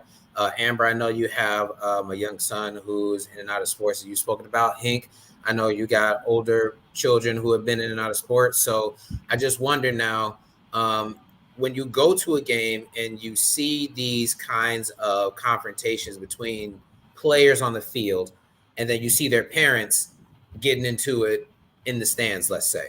What role nowadays, if everyone is so much more aware and everyone is so much more woke, as we like to say, and we like to think that we have all of these, you know, abilities to kind of be a little bit more measured than maybe once upon a time, you know, what role do parents play in all this in terms of, you know, kind of adjusting the narrative through all of this? And is there a difference, you think, today between how black parents handle those children in these situations versus how a white parent would deal with their children? Amber, I can maybe start with you. I'm curious on how you would deal with this. Well, so, you know, I'm not technically a sports mom. My son has been in and out of sports. So when I say, like, if I see my son getting hurt or get punched and I'm running on the field, that's just like my knee jerk. I would think what I would be doing just out of pure emotion. However, I've seen multiple videos of parents fighting in the stands, black parents, white parents, Asian parents. So I don't know if I'm the best person to answer that because I've never been in that situation. So I was hoping you go to Hink first. Or even if you were, you know, the first time you get into it, you know, do you think you panic? Is it something where you already have an idea of, you know, they're in the throes of competition, so I'm not going to overreact? Or, you know, is violence on the playing field absolutely unacceptable in your book? You know, just what are your thoughts in general? Just when your child takes the field, you know, what are some of the things that you're thinking of? Violence is absolutely unacceptable. I mean, You know, my ex is a football coach, and I remember him even having conversations. He built relationships with the parents, like, whatever happens, don't come on the field, don't react, let us handle it. We got your boys in our hands. So I don't condone violence. I'm quite sure there's a code of conduct, you know, and there are, you know, consequences. So I don't know, to be very honest, though. That boy's family, excuse me, that boy's family. I don't dealing with situations like that.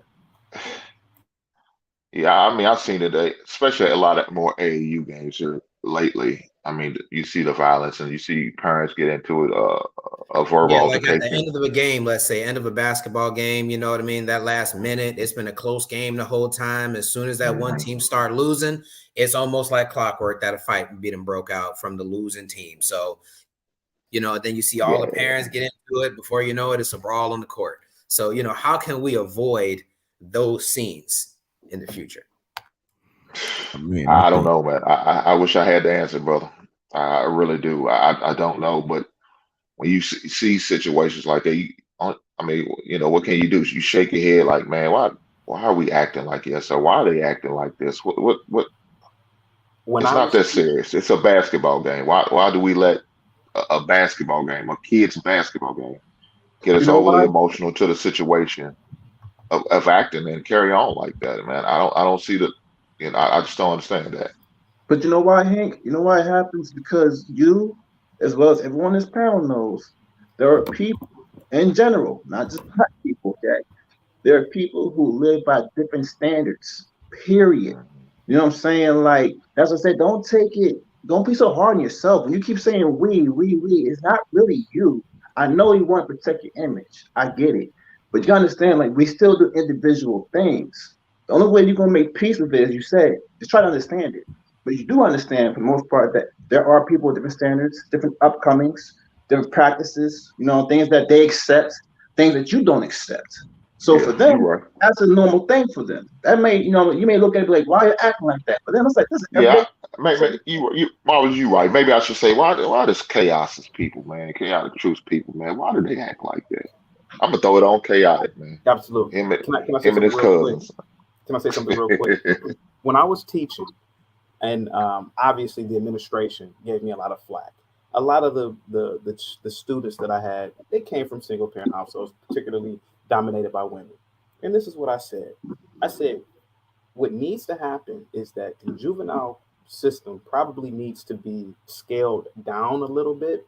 And what needs to happen is that a lot of you women here, not you women on the panel, but women that were the parents that are on welfare, that are getting all these subsidies from the government, what needs to happen is that whenever your child does something this egregious, your welfare or whatever you're on needs to be hit hard, maybe reduced by 50%. Or if you have the money to pay for it, you need to be sued. And that's the beauty of living in a civilized country like the United States and our beautiful court system. You know, these Black parents with these types of children, they need to be hit in the pockets. And that's what needs to happen. So I bet you that boy, he probably wouldn't have done that if his mother growing up told him, you better not do nothing to anybody, black, white, whatever, because I ain't paying for nothing. That's what needs to happen. Will, Ken, I want to get you in here. First of all, welcome to the show. So what are your thoughts here? The current question is, you know, what do parents play in these kind of confrontations? What role, if any, can they play? You know, the older your kid gets, as they get into more and more competition, can parents try to get this kind of spirit out of their kids at all? Is this a failure at home? You know, what do you think? Well, appreciate y'all having me on the panel. Hope everybody having a great day. I think that obviously the parents in the environment play a huge role. But I mean, violence is in everybody. It's not a black or white thing. It like I said, it's a character thing. It's like you said, it's what you're taught. It's what you experience. But I mean, at the end of the day, it's up to the individual. Your parents can teach you everything they want to teach you. You know what I'm saying? But it's about how you act within that moment, and it's okay to make mistakes. Now, it's not okay to just go around putting your hands on people. You got to deal with the consequences. But I mean, everything is not preventable. And I think, you know what I'm saying? That's the thing. Like sometimes things got to happen so that you can learn, so that you can get a different perspective. Because I mean, you know, you just can't prevent everything from happening. You can't put everybody in a bubble. Oh, your parents, you know what I'm saying? They can't teach you everything to keep you out of a situation. You know what I'm saying? Sometimes you just got to go through it. So that's how I really feel about it. Do you think parents play a role in some of these violent acts? You know, let's keep it to a basketball game. You know, everyone's kind of sitting on top of each other. You got fans of both sides all mixed in. You know, Right. are parents just as much to blame for a lot of the issues that we see, some of the stereotypes that we see playing out in these games? You know, how much responsibility lies on them versus, you know, a sophomore, junior in high school? Yeah, I mean, definitely. I mean, a parent is definitely responsible if, you know, if they themselves are very competitive. You know, you got some people that want to, you know, live through their kids, want them to be the best, which is great, but, you know, just it can be a little too much at times, for sure.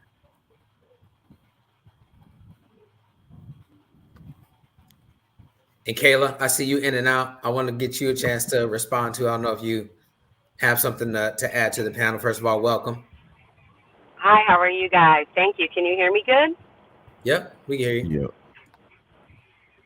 Okay, great. How's everybody doing? So this is very interesting to me. I think just from my personal experience, when we talk about the parenting, that's a big part of how children act. And it's not always a reflection of what they're teaching the children, but how they act as adults as well, because kids pick up what you do. They don't really do what you say as much as we want them to. But I think on top of that, I don't know, for me as a child, I just had the fear, like low key, the fear of my parents was so intense that like it would have to be a very intense situation for me to do anything that would get me in some kind of trouble. And while I say that, and that's a good thing that prevented me, that also was because of violence. Like I was spanked, I was whooped. Actually, like as a child, I'm from the South, so like old school, go get a switch out from off of a tree type of situation. So that prevented me from doing like outlandish things, but that could also affect every child differently. That kind of violence could inspire violence with other children. You know what I mean? So I don't know. It's hard to say, but by my experience, the fear of God, the fear of my parents was so high that like it was very hard for me to do something that would be something in terms of like someone not doing something to me first. But I do think that the competitive nature is also a part of the direct parenting and the teaching. So as a parent on the side, you can do whatever, but how you teach your child to conduct themselves as a player is directly influenced by the parenting and the coaching. So I don't know. I think it's a sticky situation. It's hard to say what I would do in that situation. But if my child was the one that got slapped, I would obviously be upset. But I also grew up in the 90s where, like, people fought. Like, my brother got in many fights in high school. It wasn't the end of the world. Obviously, he was disciplined. But, like, little, like, kids fight. It happens. So I don't know. I don't know. It would be a situation. And then if I was the parent of the student that was actually getting slapped, the time and place would make it like I would be furious. It would be different, you know, like I said, if there was just a fight that happened at school. But during an actual meet, I would be furious, obviously. So that's just how I feel about it so far. Go ahead, Jay. And real quick, I mean, I agree with what she's saying in terms of, you know, they watch what you do, not what you say. And it's about, I think another part of it, how these kids are reacting, it's about the respect that you have for what you're attached to. You know what I mean? Because I definitely grew up with, you know, both of my parents, and I had a healthy fear of my father. Like, I could be a badass out here in the streets doing whatever. In the back of my mind, I'm like, damn, I gotta go home and answer to this dude, you know, and deal with this dude. And to an extent, like, that was the worst consequence for me in the back of my mind. You know, I could be a terror out here to all these different people, but when I went home, I had to deal with a terror in the back of my mind. So it's like what you're attached to, I think that definitely plays a part, and how you respect. I don't want to be out here dishonoring my hardworking father or my hardworking mother, or I don't want my grandma to look at me a certain way because I did. A lot of that stuff, your immediate support system, if you have respect for them and you honor them outside of when you're around them. You know what I mean? You want to keep the quote unquote prestige or respect that they've built. You want to keep that in high regard. Let me follow up with this question. When to something that Kayla said, people used to fight all the time. It wasn't really something that's a big deal. These days, physical confrontation is just about the last thing that anybody wants. So are we just all a softer nation to where when a little fight like this breaks out on a meet, is front page news, or your parents get kicked out of a fifth grader soccer game and now that's on the local Facebook page that they've been banned. I feel like in the 90s, your mom and dad getting kicked out of a game, that was just how you spent your Saturday. Whereas nowadays, that parent will be banned from the park. That kid's reputation might be sullied a little bit around town. So are we just softer? That's such a really, really good question. I'm sorry, Marvelous. That's such a really good question. I mean, I've never gotten to a physical fight, but I remember in the 5th grade, I came home crying I was raised by my dad. I'm an Air Force brat, so very militant. Kind of, I agree with Kayla. Like, I mean, I couldn't even bring home a B, let alone just getting into trouble. But I remember coming home because these 2 girls wanted to fight me and bully me. My dad said, let's get in the car. So I'm thinking he's going to take me up to the school to confront these girls with me. He pushed me out the car and said, don't come home till you win the fight. And what happened was when I stood up for myself, the girls didn't fight me. That was his way of teaching me to stand up for myself. Was it right or wrong? Would I do it now with my son? No, because obviously things have changed. But in his way, back in the 90s, I'm telling my age, I'm 39, you don't run. You stand up for yourself. Typically, when you stand up for yourself, something like that's not going to happen. So even going back to how parents are, children follow what their parents do. You don't know how many times these parents are in these kids' ears. Don't let nobody punk you. Stand up for yourself. Fight back. Going back to the backstory, just with assumption. He felt this white boy punked him twice, so he saw opportunity. So, I mean, but now it's caught on camera. It's gone viral, and we're talking about it now. Yeah, I think that we're in a completely different time now. Everything is so much more serious now, and everybody is so trigger, like some type of weapon happy. Where in the 90s, people just fought. If they're fighting, then they're gonna fight. And then whoever wins, whoever lose. Everybody go home and live another day. But now it's very different. So I don't know if I could follow that same mind path now, where kids are having weapons and guns, and it's whoa, it's way more serious. So people, I guess, are more sensitive now because it's not as just another fight like it used to be. Now it's people really get hurt. So I don't know. Everything is so much more different. I don't know. I want to point out that there's a difference between a fight and an assault. That boy assaulted that boy the other day. And if it would have been in the 80s or the 90s, it would still been an assault. That wasn't a fight, an agreement, we're about to fight. That was, he ran up behind him and sucker punched him. That's not a fight. And again, I saw that same animalistic behavior in the 90s. I went to both private and public schools growing up, and I hated public schools because everybody would call me an Uncle Tom. Everybody would say these things about me, but I would say, guys, why don't you stop acting violent? Oh man, you cooning. I was called a coon when I was 12 by kids. Okay, let me ask you this. What then is the difference between the reaction? I guess because I can agree with you that it was assault in 1990, is assault in 2000, it's an assault now. So then why is the reaction so different today versus obviously we have social media now. I mean, in the 90s, we didn't have social media, we didn't have the internet the way that it exists today. So I mean, information was pretty much on the 6 o'clock news and your parents or something. So we didn't. So it's just more. We have more access to knowing anything that happens now. So that's just the only difference. Because if hey, we're talking about Hearing Kyle Go ahead, got Jay. knocked out and seeing a video still frame of you eating, it's a whole different reaction, man. The people viewing it and even you, looking at it on playback. I can't imagine watching myself getting assaulted on live TV.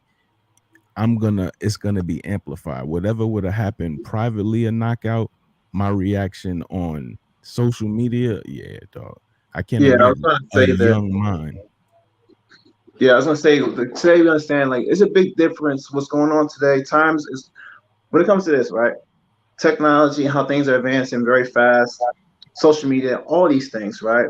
It's actually over sensory. There's a lot of over sensory happening with our minds. Back in the day, I had to make sure I got home at 5 o'clock to watch Power Rangers. Now I can watch anytime I want, anywhere I want. Everything is of abundance and everything is just for the grabbing. We're over sensorized. Like everything's over sensory. And that's playing a huge that's playing a huge part of our psyche why we're so sensitive. Because again, we are seeing these things constantly on rotation in our feeds and in our clips. Everything is constantly an image in our mind. And we're constantly seeing it over and over and over. And now it's starting to have an effect on you.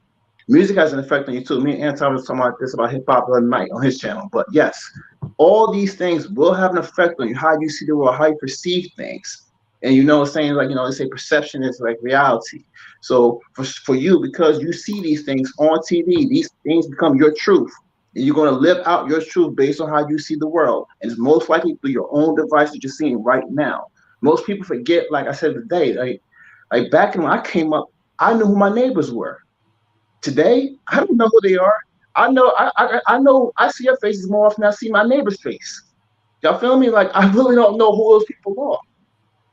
But that's a problem. That's a huge problem. Like we're going through like I said, it's not just black people. Everyone's being affected by this. Huge.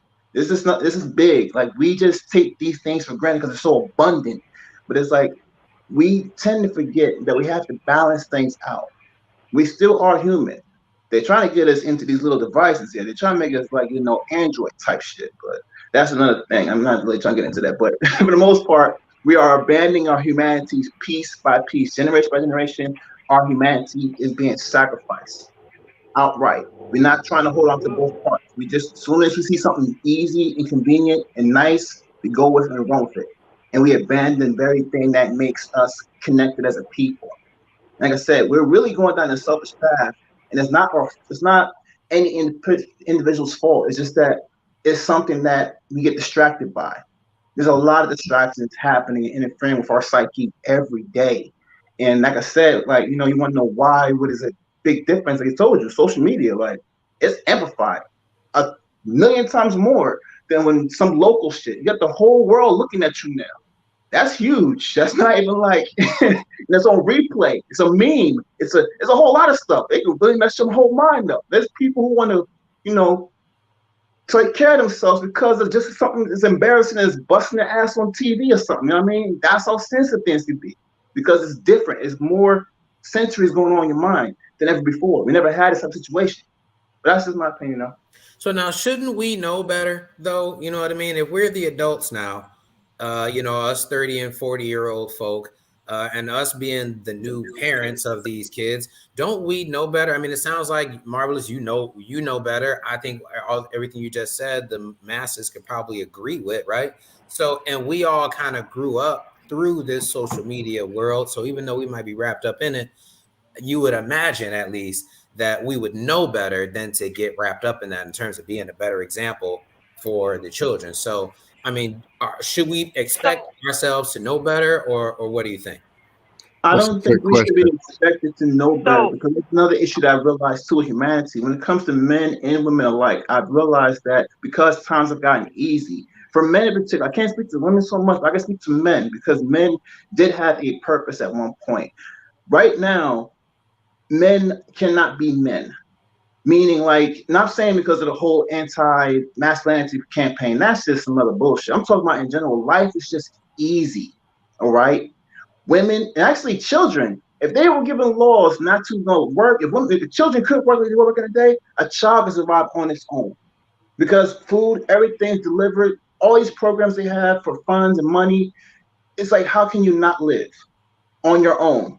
You may not live retirement, but you can still survive if you keep working. But that's the whole point. It's just easy. There's no agency to grow up. Most men are still children. Most men have not grown up at all. It takes them a very long time for the light bulb to click on around 35, 32, 28. And just like, damn, let me get my shit together. Like, yo, you got your shit together back when you were 16. Like I said, I'm proud of JB because JB has shit together. There's another issue we still haven't. That's a rarity right there. But most men, like I said, don't get together until like damn near 30. That's because again, but I just think I think it does have just a lot to do about what type of people you have around you and what you're being influenced to do and how you're being influenced to live your life. Because just like you said, growing up, I knew my neighbors and all of that by name. I still know them, actually. But I know the neighbors where I live now, too. When I first moved to my own place, my mom, the instruction that people around me told me, Kayla, get to know your neighbors. Know your neighbors' numbers. Speak when you see them so that you know the people that live around you. If anything ever happens in your house, you can call your neighbor. Or you know what I'm saying? Build trust with the people around you. But this is something my mother told me. I didn't do that shit in college. I didn't know any of the people around me, and I didn't do any of that. But when I started living on my own, that is what my mother taught me to do. So it has a lot to do with the people that are around you. You don't know what you don't know. You get wrapped up in all the programmatic way of the world. We're programmed in almost everything that we do and see. So if you don't have anyone there that's being intentional, that's teaching you to hold on to that humanity, to hold on to that consciousness of what's going on around you, then you're just not going to. Kayla, point taken. I like that because you're right. If I grew up in an environment that was challenging, that was harsh, that had forced me to grow up, I would grow up. I would honestly have a lot of things instilled in me that I'd be good. But the truth is, a lot of people aren't really challenged in life.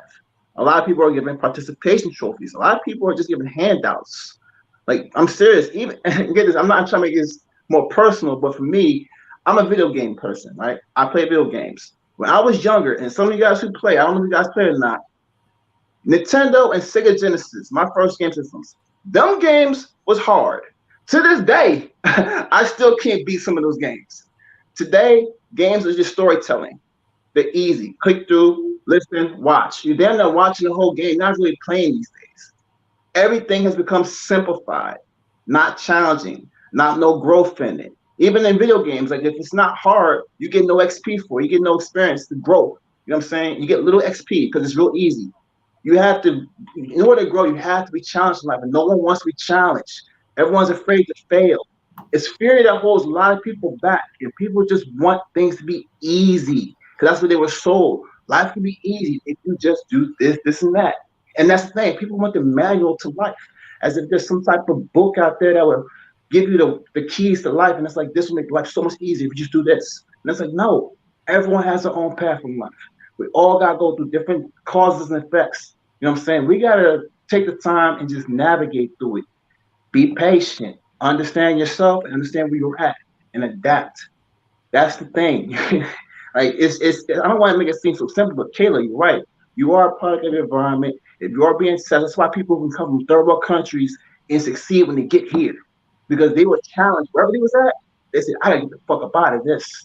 And they came to where we was at and they flourishing. Because they came through adversity. A lot of us, you know, it's like it may seem like we have other adversities that affecting us, but we also have fear that bounds us. You know what I'm saying? We have to really be able to challenge ourselves in order to have a breakthrough in life. And a lot of people don't want that. That's my opinion. Hey, Chaotic Truth. Well, marvelous. When you get a minute, Chaotic Truth, I got some questions for you. What's the question, sir? I'm ready right now. What's the question? Yeah, go ahead, Bliggity. Okay, let's just assume it's true. The Kelly makes 200. I don't know. I mean, I never met y'all before. She makes all this money. She moved out to the suburbs. I want to know where this contract is because you're black that you have to do what's in the black community contract. You can't talk to white people only on Tuesdays. Why can't she just go and eat a sandwich like she wants to? She can marry a white man. Kelly is. What are you talking about in the chat? Kelly is being disingenuous, just like Amber. Okay. I know. Look, I'll be disingenuous for. Look, you actually. I'm black, and I do what I want to do. I'm gonna go on mute because obviously you don't want to hear from me. You actually go ahead. Okay, sir. No, go on mute. I don't want to hear from you. Go ahead. Oh, I choked. Don't help nobody. See that? This is a free agent market. People can do what they want to do, especially with their money and their time. Give me a second.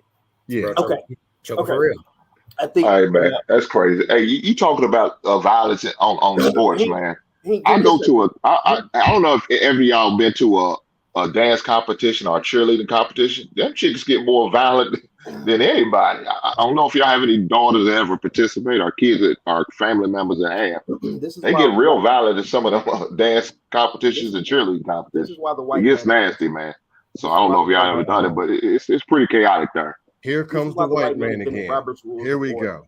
Because just like the white man, you talk over people, you ask me questions and cut me off. Now hear me out for a minute. Now Kelly, she's sitting there with the cold. Oh man, I didn't cut you off. You was choking, so I was trying to fill some time, bro. Filibuster, you know. You can tell how much people make just by their teeth. Now Kelly does make $250,000 a year. She lives in a 12-bedroom house, and she's a part of the Boule. She's probably a Delta or AKA one of the many of the great Divine Nine organizations. Now hear me out for a minute. Now Kelly, she's gonna sit up here and try to pretend that she has this back to the hood mentality. Oh, I go back to the hood and I help. She doesn't.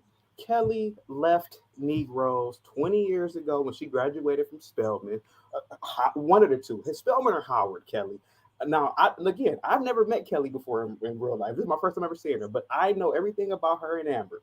You're driving your Maseratis, you live in your 15-bedroom homes, you got about $500,000 in your TD Ameritrade or whatever brokerage firm account that you use. How come the bedroom amount goes up every time you talk? First it was 5 bedrooms. You sound jealous, dog. You sound jealous. And she owes people something for being black. That's what you're coming to. You sound like you mad because Kelly didn't tell you yes when you try to propose to her. That's what you sound like. I do owe some. I do owe some. You don't owe nobody nothing. My Your father. money, your time. No, my father always said one at a time. So you're supposed to. Kelly, can I finish? Based on what? You said that her teeth. No, let him. I want to let him cut. Let him finish. I want to hear this because I want to be next. I want to hear his assumption about me as well. Let him finish. Black people have a bad habit of lying.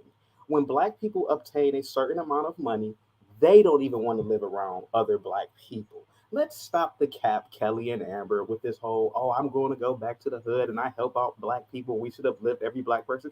Kelly, you don't live around hood blacks. You don't live around ratchet black women. I could tell by your decorum. You're not around the Shaniquas and all those in life. Now let's stop. There's nothing wrong with loving this capitalistic society. Just embrace it for what it is. You love capitalism. You don't love black people the way that you're trying to pretend you do. I don't love black people. That's from the bottom of my heart. And that's with respect, Kelly and Amber, and to everybody that's pretending to. Stop it. Most black people don't want to live around black people because they know Kelly ain't coming to the hood in her Maserati and parking it at nobody's house because she ain't trying to get it stole. Let's stop. Let's stop the cap. You don't got to lie to me. Lie to yourself, but don't lie to the chaotic truth. Come on, go ahead, guys. You got the floor. I got the floor, so I am being disingenuous. You should call it chaotic assumptions. That's what you should change your name to. It's assumptions. Okay. Let me tell you your name to chaotic assumptions. I'm actually with that. You know what I'm saying? I just like it. Chaotic assumptions. You don't have a Maserati. I am being I can think of another name we can call him. So chaotic. Where did you get chaotic? Absolute. Where did you get this assumption about me and how I live? Amber, listen to me. Because you're glowing, Amber. Because you got that. Because I got the code. You know wait, hold up. I'm sorry. So I got the Kodak smile because I worked 15 years in the dental field. So I got benefits. Not because, I'm a white person and I live in the suburbs. Amber. Or the fact is I live in the south side of Chicago. I'm not college educated. I'm a self-taught photographer who actually teach young children in alternative high schools and hire them because they don't get an opportunity. I work with every Black-owned company on the south side of Chicago. I worked for the largest Black-owned tech incubator, which are owned by Black men. So tell me, how am I being disingenuous with my Lincoln parked outside right now that's dirty? Where's this Maserati? Because please run me the keys. Amber, listen. Let's be honest. Take a breath, chaotic. Take a deep breath. Talk your talk, baby. Talk your talk. The hell with that white Negro. Let's be honest. Y'all ain't going back to the hood like you say that you are doing. Let's stop that narrative. I hate that narrative. Oh, I go back to the hood and I pass out turkeys. No, you don't. And if you do, you're only doing it for some 1 hour out the year. Stop it. The people who are really in these places doing that live there, and they have a vested interest in those communities. Kelly does not live in the hood. So if anybody who's Black is listening to this, I can tell you this. She does not. She lives in a 12-bedroom house on a cul-de-sac. And there's nothing wrong with that. But let's be honest, you're not in the hood. Let's stop. You're not going to these public schools trying to help out anything. Kelly, stop it. You're lying. Hey, chaotic. I'm gonna take the heat for everybody. So you went from Amber to Kelly now. Oh yeah. Okay. So let's wrap this up. He didn't address anything I just said about me and my resume. He didn't address me. Let's wrap this You up. about as real as your blackness. Kyle is my name, Amber Marie Green. Kyle You is can trying to Google speak, guys. You can Google my work as well. You can do it right now since you've been trolling in the chat. Say my name, Amber Marie Green, and you will see my work in the Black. He won't. He's mad because he married his wife and he didn't get to marry Kelly. I see what's really going on. Hey, chaotic. I'm gonna take. Kelly, he got a thing for you. I'm gonna be the white man then. I'll take the heat for everybody. Kelly, go spend your money how you want to. Amber, I'm gonna be the racist white man because I haven't seen this black contract or however much money. Because supposedly there's this super Black community that done everything for everybody. And then we get to a certain point, we got to give back and at this much time, this much money to all these people that we don't know, that don't even appreciate us anyway. Send me the contract. Otherwise, I'll just be the white man for the day. And sir, you are proving my point. That's the whole purpose of capitalism, is to leave the people who are not succeeding in this system. That's what Kelly, Amber, and everybody This on is the a panel free is agent doing. market, bro. Yes. No, it's not. Market. Yes, no, it is. not. People who generally make a lot of money, they leave certain communities. That's exactly It's their money.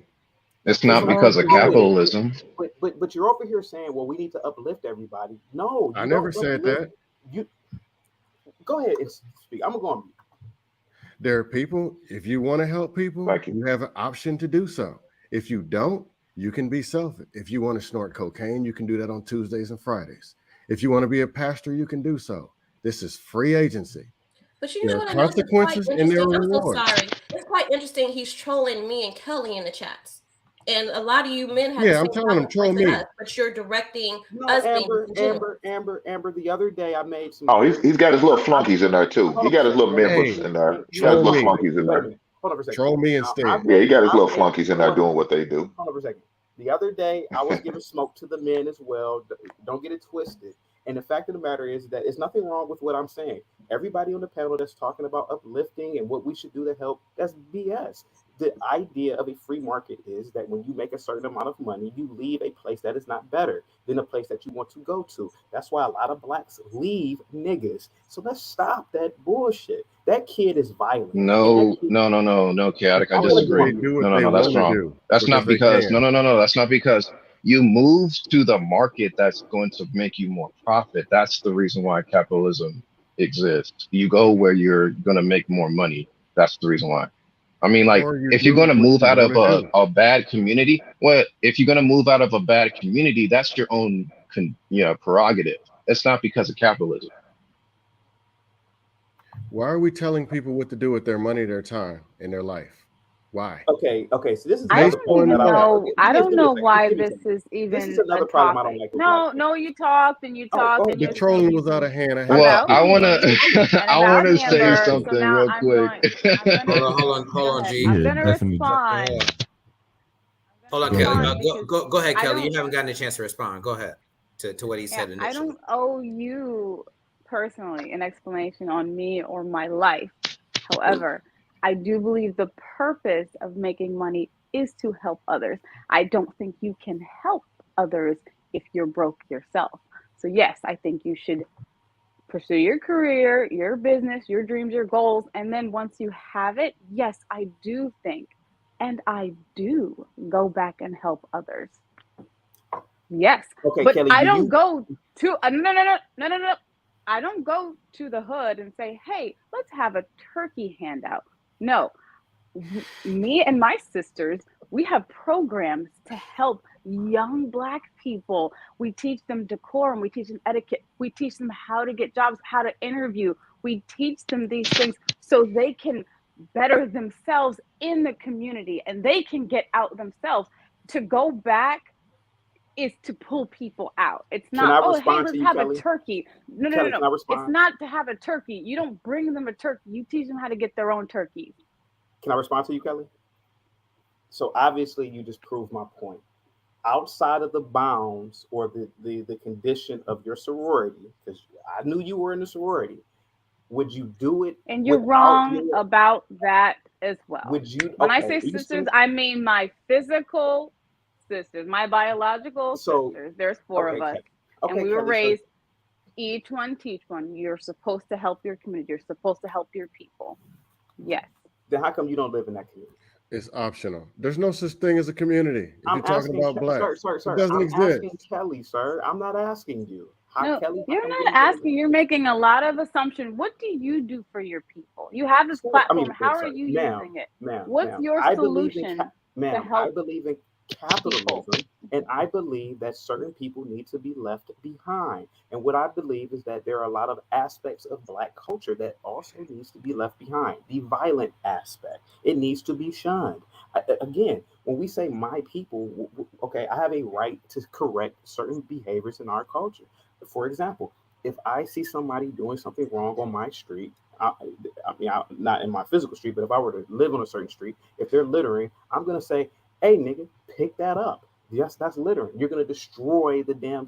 Listen, this will turn into a third world country, or the street will look like a third world country if not only you litter, but if I allow everybody to litter. And that's what happens in a lot of Black communities. Go ahead.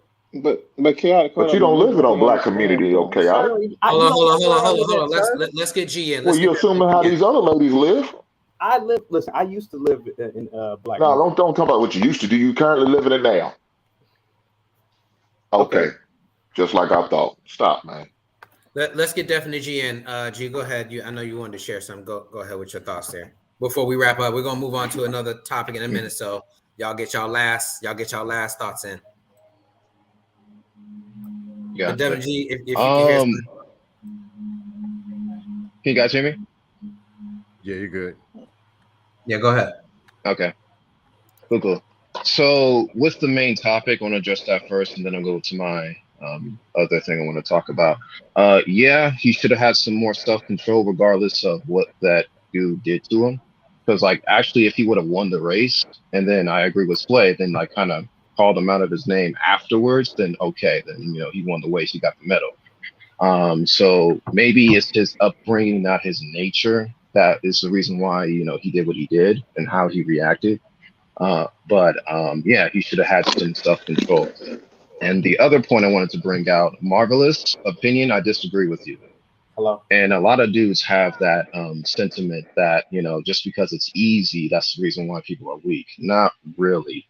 It's because, well, there's nothing wrong with innovation. There's nothing wrong with affluence. There's nothing wrong with being in a better situation.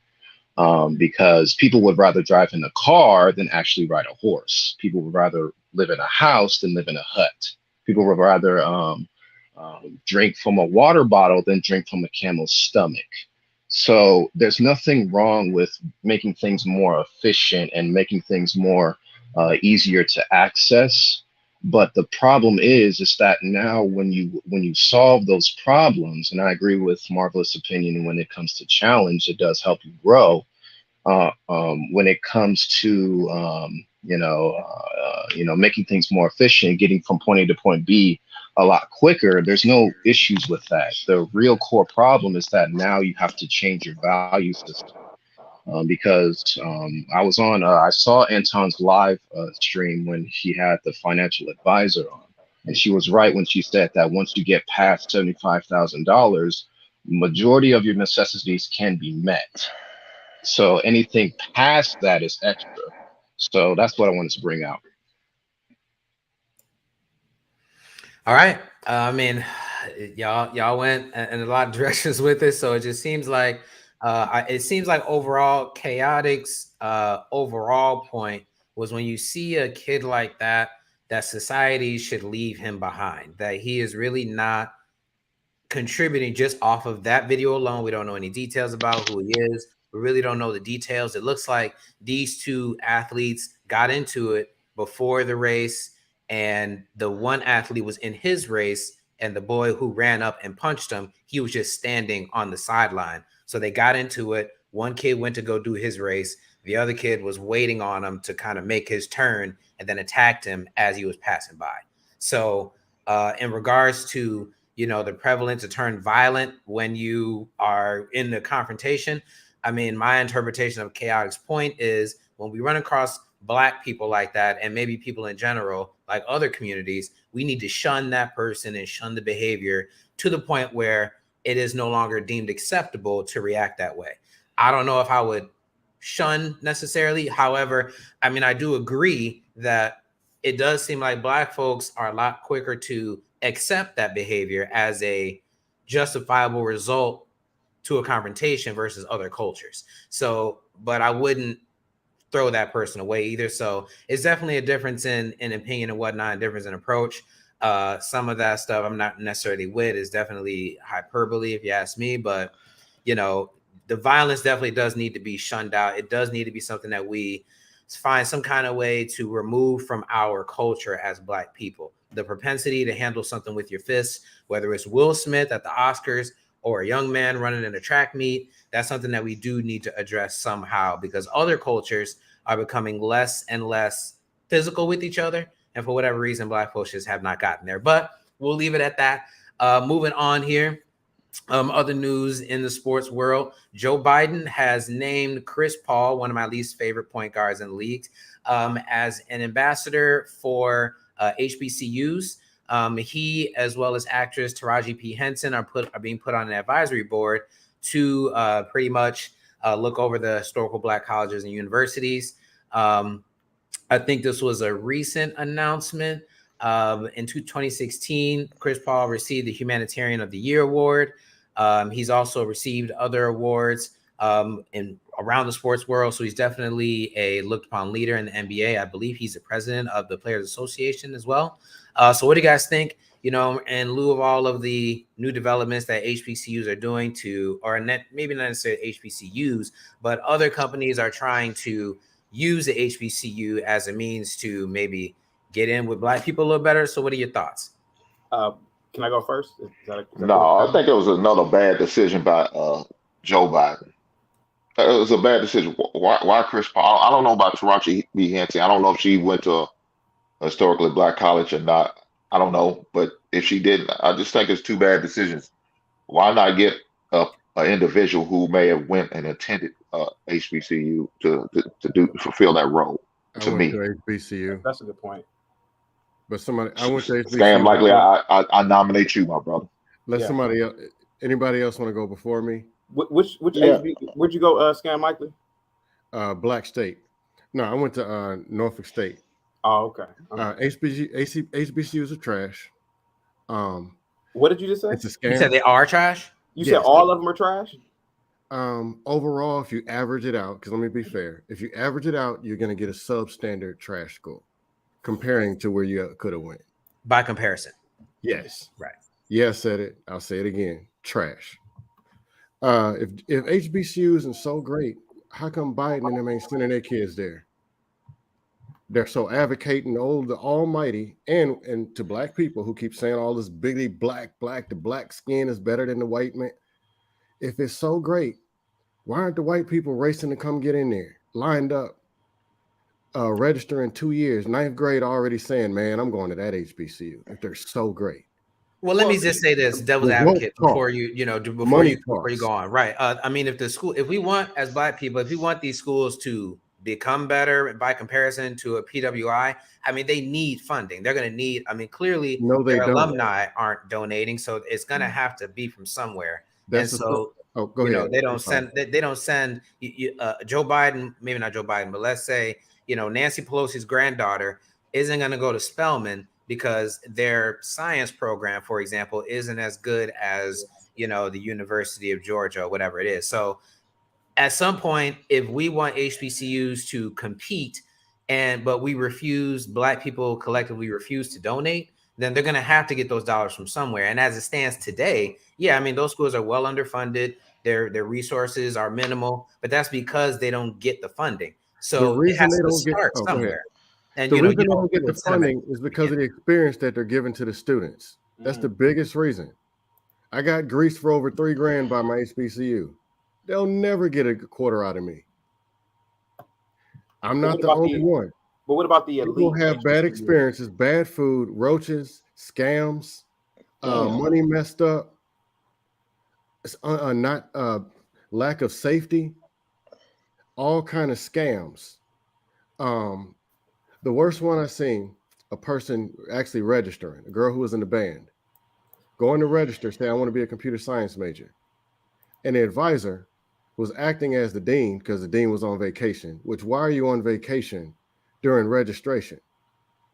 Just asked her, what classes do you want? And she just grabbed and started making up classes. I need to take an English or something. She didn't even hand her the curriculum. I had to pull her in the hallway. Hey, you trying to graduate? These are the classes you need to take to get your degree. They never even told her what she needed to do. So they're going to waste a whole semester and take her money sitting in any class, acting dean. Should she be giving her money to HBCU? What is she funding? That's enabling the bad behavior. You're taking your money and funding something to make it worse. Why? But if you're trying to come up with a solution, I mean, it can't. Yes, I feel like we all can agree that it can't just remain what it is, right? It can't just stay this way, So what is the solution?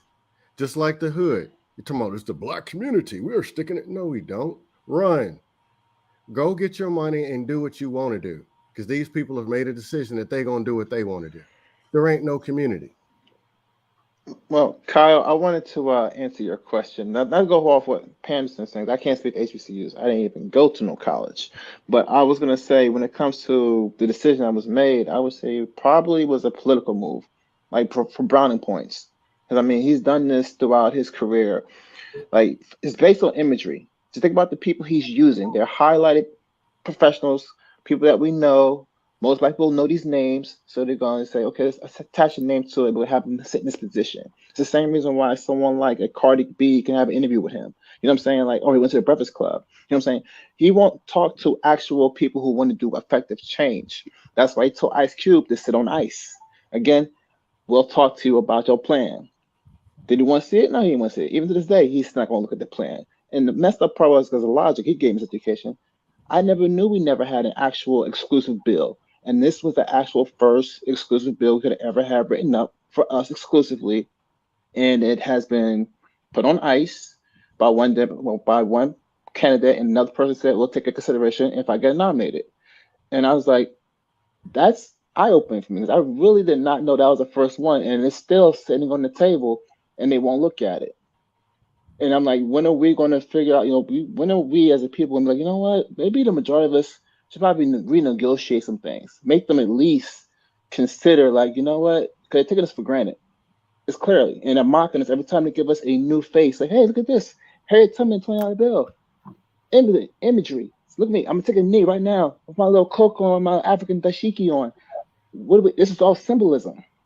It says I'll rock your flag all day, but when it comes to paperwork, well, I have other people too. Maybe I can squeeze you in there with other guys. I don't know. I don't want to be divisive, making things exclusive for you. That's bullshit. Well, I really want to challenge. I really want to challenge an idea. I think Blakey, you might have brought it up earlier, and I think it was kind of the crux to maybe what Chaotic was referring to as well earlier as well. Leaving, just taking your money and running.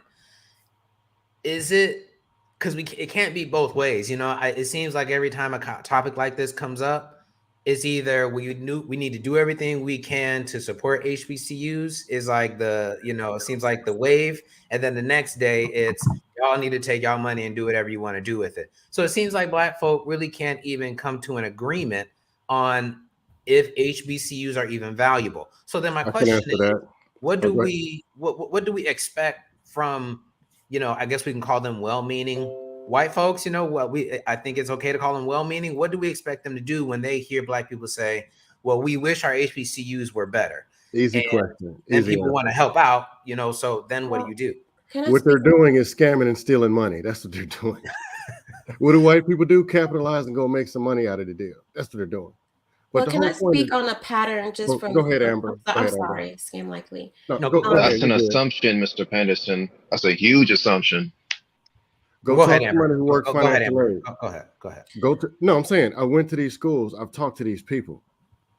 I've seen this stuff happen to some degree that actually you don't want to know. But the easiest thing, going back to the foundation, is because we're always supposed to say that there's this big Black community we're supposed to support, and we're supposed to do all this because of Black and because have we done a fair assessment of who Black people are? Or have we been taught, and I'm not even talking about the hood, have we been taught how to work with the person to the left or right growing up? Is that what was taught? When you go and do your HVAC and do your plumbing, is it a whole right up the street, a full Black neighborhood, Black businesses lined up that all work next to each other together and then go to the same church? Does that exist? Because it doesn't exist, this is not who we are. We're taught to compete. We're taught to have egos. We're taught that a regular man sees another Black man. It can be in the club, it can be a parking lot. What we do, we size people up. It's a natural thing. Size them up. I still don't even understand it. I'm a person who grew up both parents. I grew up in a Black neighborhood, $300,000-$400,000 houses, 2 cars in the driveway, green grass. And this is suburb talk. So what do you think they're teaching in the hood? Oh, they're not being taught. There's no fathers. They're providing actual foundation and structure. What it is a whole bunch of individuals. Some of them just, it's like a jungle, a free-for-all. And you're talking about come together, and they don't even know what together even looks like. Thank you. They get offended if you say, hey, can you take 7 days, go to a Mexican restaurant, go to El Salvadorian, go to Puerto Rican, somewhere, and just evaluate how Spanish people move and just ask 3 questions? They get offended when you ask them to do that. No, because bliggity black, black, black. We got it under control. We're the superior. No, you're just dark. You're just Black. Bliggity, you are speaking the word of the Lord right now. Keep going, sir. Please keep going. But then we owe somebody something. You made 76,000 because 75 is your cutoff. Now you owe your money to the community. You all pay up now. You're a sellout. You're Uncle Tom. Then an African guy moves, well, I'm half African. You're not really Black. A mixed guy. You're not Black enough. But then Obama got elected. Now he's Black. He's mixed. But it's conditional Blackism. He was Black in 08, Black till 2015. But then if he did something, now he ain't Black no more. What in hell are we doing? Well, no, I'm not saying we. I'm an independent contractor. What is there to be loyal to? And where's the contract showing you are Black? This is what we're giving you. Here's your health insurance plan. Here's your 401. Here's your support. Here's your preparation to become a better husband, spouse. Where is that to be loyal to? It doesn't exist. What is Black taught anybody? Most of it are lies. Well, because we Black, we bigger than these people. Well, they threw the men out the house in 1528. The white man is lies. It ain't even true. Thank you, sir. White people don't even have a community. They're more cutthroat than Black. People don't even know that. And then we're taught to look up and look up that white man. They're cutthroat. White on white crime is way more brutal. White on white corporate crime, they do not stick together like you think they do. They're evil. Google and Microsoft are not buddies. They're heartless. And they actually have tools to do so. But anyway, I'm done. I want to get Amber in. I know she was she went. Go ahead. Thank you, Bliggity, for speaking the word of the Lord, sir. Thank you. Okay, I'll get an amen. We with you, B. Then I'm going to troll next. Next is trolling. I got to come up with another alter ego. I'm just from a business standpoint, I'm noticing a pattern. What's going on currently? With Ralph Lauren and the whole homage to HBCUs, and now this. From a business standpoint, business for me is getting busier, which is good. I'm getting more contracts because a lot of not-for-profits are getting just money thrown at them by these major corporations, and they need me obviously for media, for imagery, video, photography, so they can take pictures saying, hey, we just gave money to this Black initiative. So I don't know if it's because we're at the quote unquote end of the pandemic. A lot of programs are going live now. So I'm just noticing a pattern. I don't have a statement. I'm just noticing a trend that a lot of these large companies are throwing money at Black initiatives, but they need imagery and photos saying, "Hey, we gave to this Black initiative." I'm just noticing. Well, Amber, let me follow up then. So, because you have kind of a marketing background as well, so should we be mad at that? Should Black folks be mad that Ralph Lauren and you know what I mean, the U.S. government? I'm sure there's going to be more companies that we never thought of that are going to be like, oh, we're going to have a HBCU initiative. We're going to give $2 million for scholarships, which really isn't that much. But I mean, should we be mad that they're doing that, or it's should not funding? It's marketing. That's what it is. Marketing. They majority of these companies like have the money, like they're supposed to be giving money to a charity or a non-for-profit.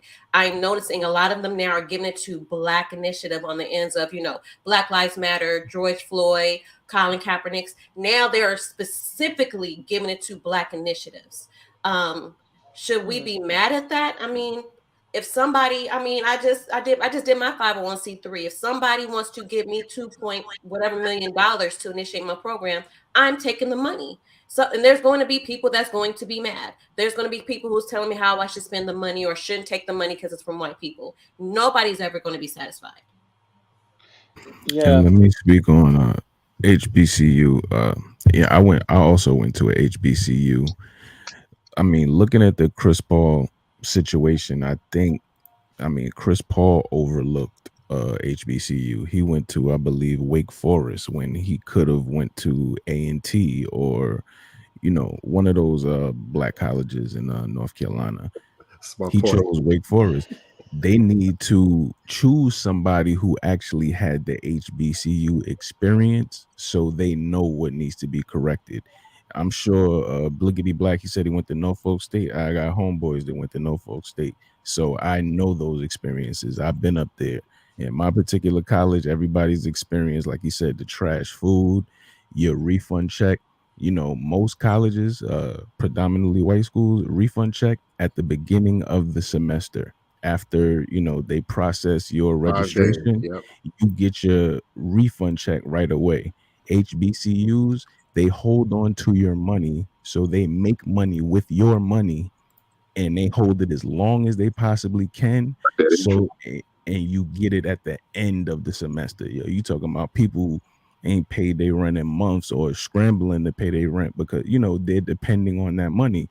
That's one thing that's experienced. The food, the cafeteria, the mold in the dormitories. So you need to put somebody in that position that has had those experiences to truly be able to fight for it correctly if you truly wanted to make a change with those circumstances. The reason that you have an alumni that doesn't give back is because they had poor experiences. Most people that went to a HBCU literally felt like they didn't graduate from that school, they escaped. You know what I mean? When I got my damn degree, I was like, whew, because I stayed an extra year and a half, because when I came in, I was under a media arts curriculum.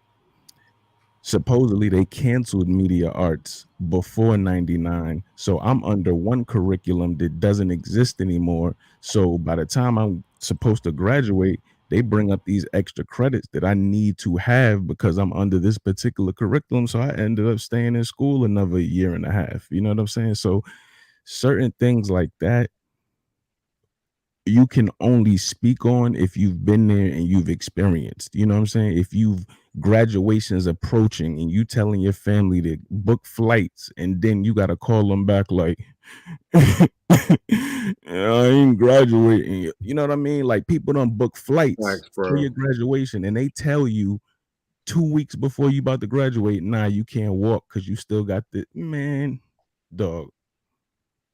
I'd have aired that school out, so somebody in that position that's experienced those things, they would be able to speak on that. And that's not Chris Paul. Yeah, I got one more on HBCUs and I'm done roasting them. I think it was 02 to 03. There's a lot of, I think it was like 30%, 31% out-of-state students at Norfolk State. You usually had about 7,500 to 8,000 students enrolled. One semester in the fall, all these people moved from Detroit, New York, wherever, came to school, And they didn't let these people know over the summer that they changed their policy over carrying over balances with funding. So the people moved, went to go start school. 1,200 students got sent back home at the beginning of the semester. Couldn't attend school because of their funding. Money messed up. Whole semester, and possibly had to go transfer somebody else. Whole another year of their life wasted. Plus they still gonna have to pay the loan and stuff for the out-of-state tuition. Switch programs. So if Chris Paul can fix that, though he went to Wake Forest, he ain't go to one of these HBCUs. I mean, he is currently he's currently enrolled at Winston-Salem State, I believe. He is one of those, athlete go get all the $100 million and then they go back and get their degree kind of situation. But when it came time to get his money, he went to Wake Forest. Right. So then my question is, Carolina. Just take the online classes. He doesn't have to live in a dorm. He doesn't have to go to the caf that's probably trash. He's not dealing with none of these issues. Yeah, when it came to being Chris Paul, all NBA, all defensive team, he chose Wake Forest. He's from North Carolina. He's from Winston-Salem. He could have went to A&T. He could have went to Norfolk State. So why is there such a push then on HBCUs? What is it that America has convinced the powers that be that is so good about an HBCU versus, a bunch of corporations getting together and putting together some better electrician programs, a better, Google having its own, I'm sure they do, but let's say Tesla has its own mechanics program that they push into a urban area. What is it about the HBCU control, the lore of it that makes it seem like the thing to go put your money into to appease Black people? Control. And you can get money out of them and you can control them. That's why they teach victim Olympics at HBCUs. They don't teach you to compete the real way, the right way, and prepare you with what you need to go out here and be successful. That's why the people who are winning aren't going there getting resources from the college. But then they always show these success. Well, this person went to HBCU. They tell you people who are going to be successful anyway. And the HBCU wasn't what prepared them to be successful. I got two cousins, millionaires. Y'all probably seen them on TV. That Real Housewives of Huntsville. What is it? Love and Marriage Huntsville. They went to A&M. A&M didn't prepare them to do what they were doing. They were going to be successful anyway. But somebody else is going to say, well, they went to Alabama A&M.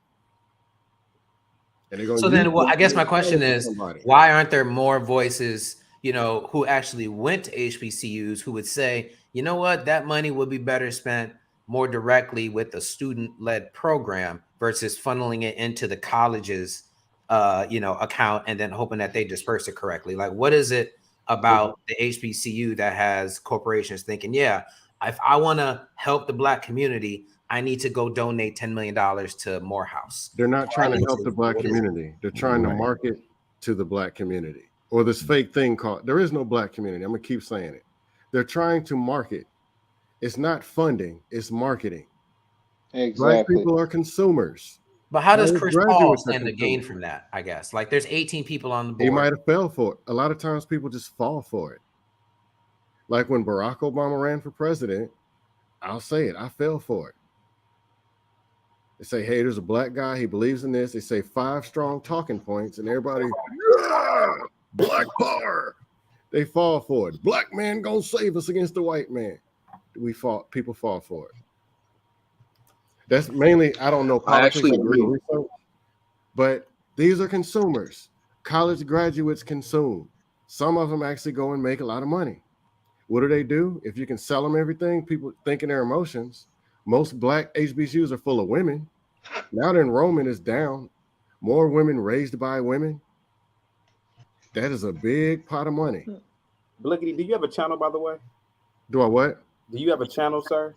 No, I'm just a certified troll. You should, sir, listen, you should write a book. I think you're the second coming. Let me stop, but I think you are a prophet, sir. You have a divine message, and I'm over here just like in awe. I mean, I thought you got you drooling a little bit. You got a little drool, you know what I mean? You got that semen up your mouth. Oh, I was like, what? I thought Farrakhan was a great orator and a prophet, sir. You are on that level, sir. Thank you so much for saying what you said. I'm glad that that they've allowed you to say that, because I was trying to say that, but I guess I was too blunt. But you said the same thing that I said, sir. In the day, we're all people, and most of us come on here, though we got dust all day for each other. At the end of the day, we're people with good intentions. Black is black. You heard what Shaq said. Tell him how his ass taste. Tell him how his ass says chaotic truth. You should know. You know what? You've insulted me the entire time, sir. And much love, my brother. Much love, my brother. I'm gonna still respect you because you're black. This is what I'm talking about. Did you listen to how vulgar your last comment was? But that's another problem with the black community. Whites have never said anything like that to me, sir. Go ahead. I don't know, because you know what they said to you? What did they say? Okay, I said about you. You're not around for it. They wait till you leave to say the things. Let me tell it. Yeah, they wait. I'll tell it for you, Hank. They wait till you leave to say what they want to say. He said it to you in your face with a smile. You know what I mean? He said with a little bit of love in there. It's like 2% love. We got us one. Hey, boys, we got us one. No, they don't, sir. I don't hang around those types of whites. Well, look, I wanna bring Kelly into this as well. You know, Kelly, what do you think, just in terms of the HBCU?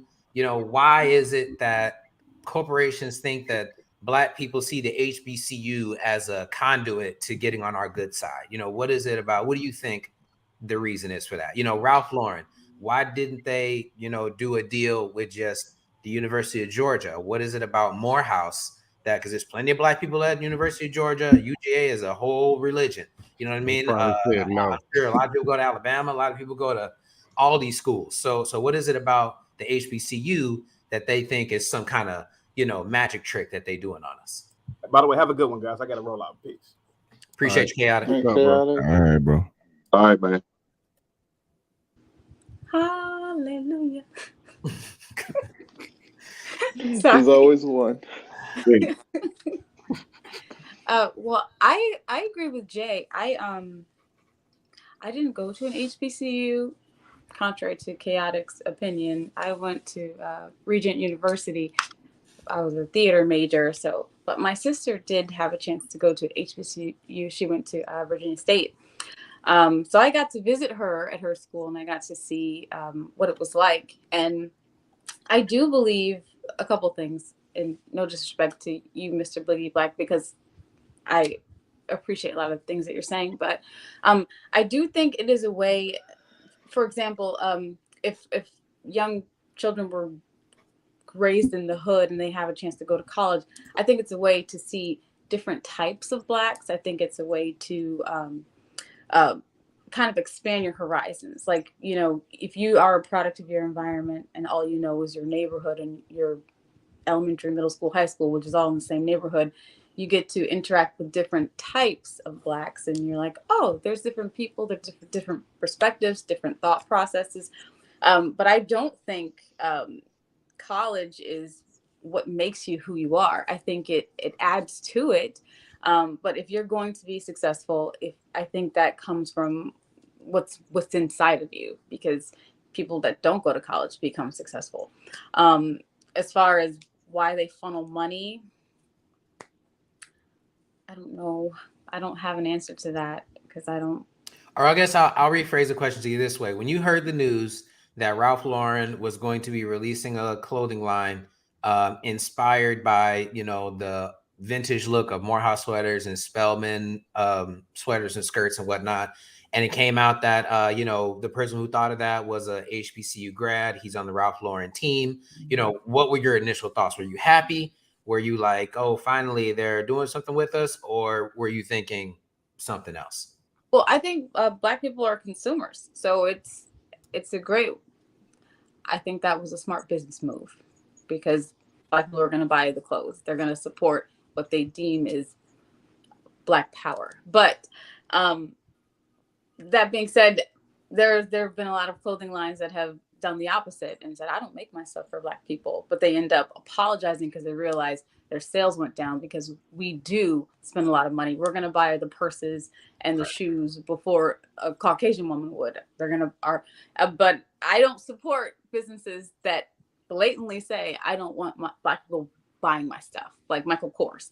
And a lot of Black women wear Michael Kors, but I refuse to give him my dollars because he said, I don't make my purses for Black women, but Black women they gobble it up. So I think that our consumers, our dollar matters. And when they say something negative against our people, they suffer the consequences and they end up apologizing because they realize how powerful our dollar is.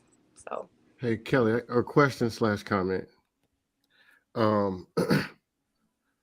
Okay, I grew up in a black neighborhood. I'm from Virginia. You probably know where it is. Nice black neighborhood in Chesapeake, but it's black people. Then I went to the Army. Then I went back to Norfolk State, black people. Do you think the experience would have been different? Let's just say I'm just some average dude, just who doesn't think outside the box. Do you think I'd be beneficial seeing other black people at HBCU or going to a bigger university where I see all people? We only represent 12.5% of the population. Spanish then went up to about 20. And there's other races, other actual races that have communities. There's other businesses, and as well as even if you go, the higher you go, the more diverse when it comes to other races other than black. Do you think people would be more prepared going to other institutes than going to the HBCU?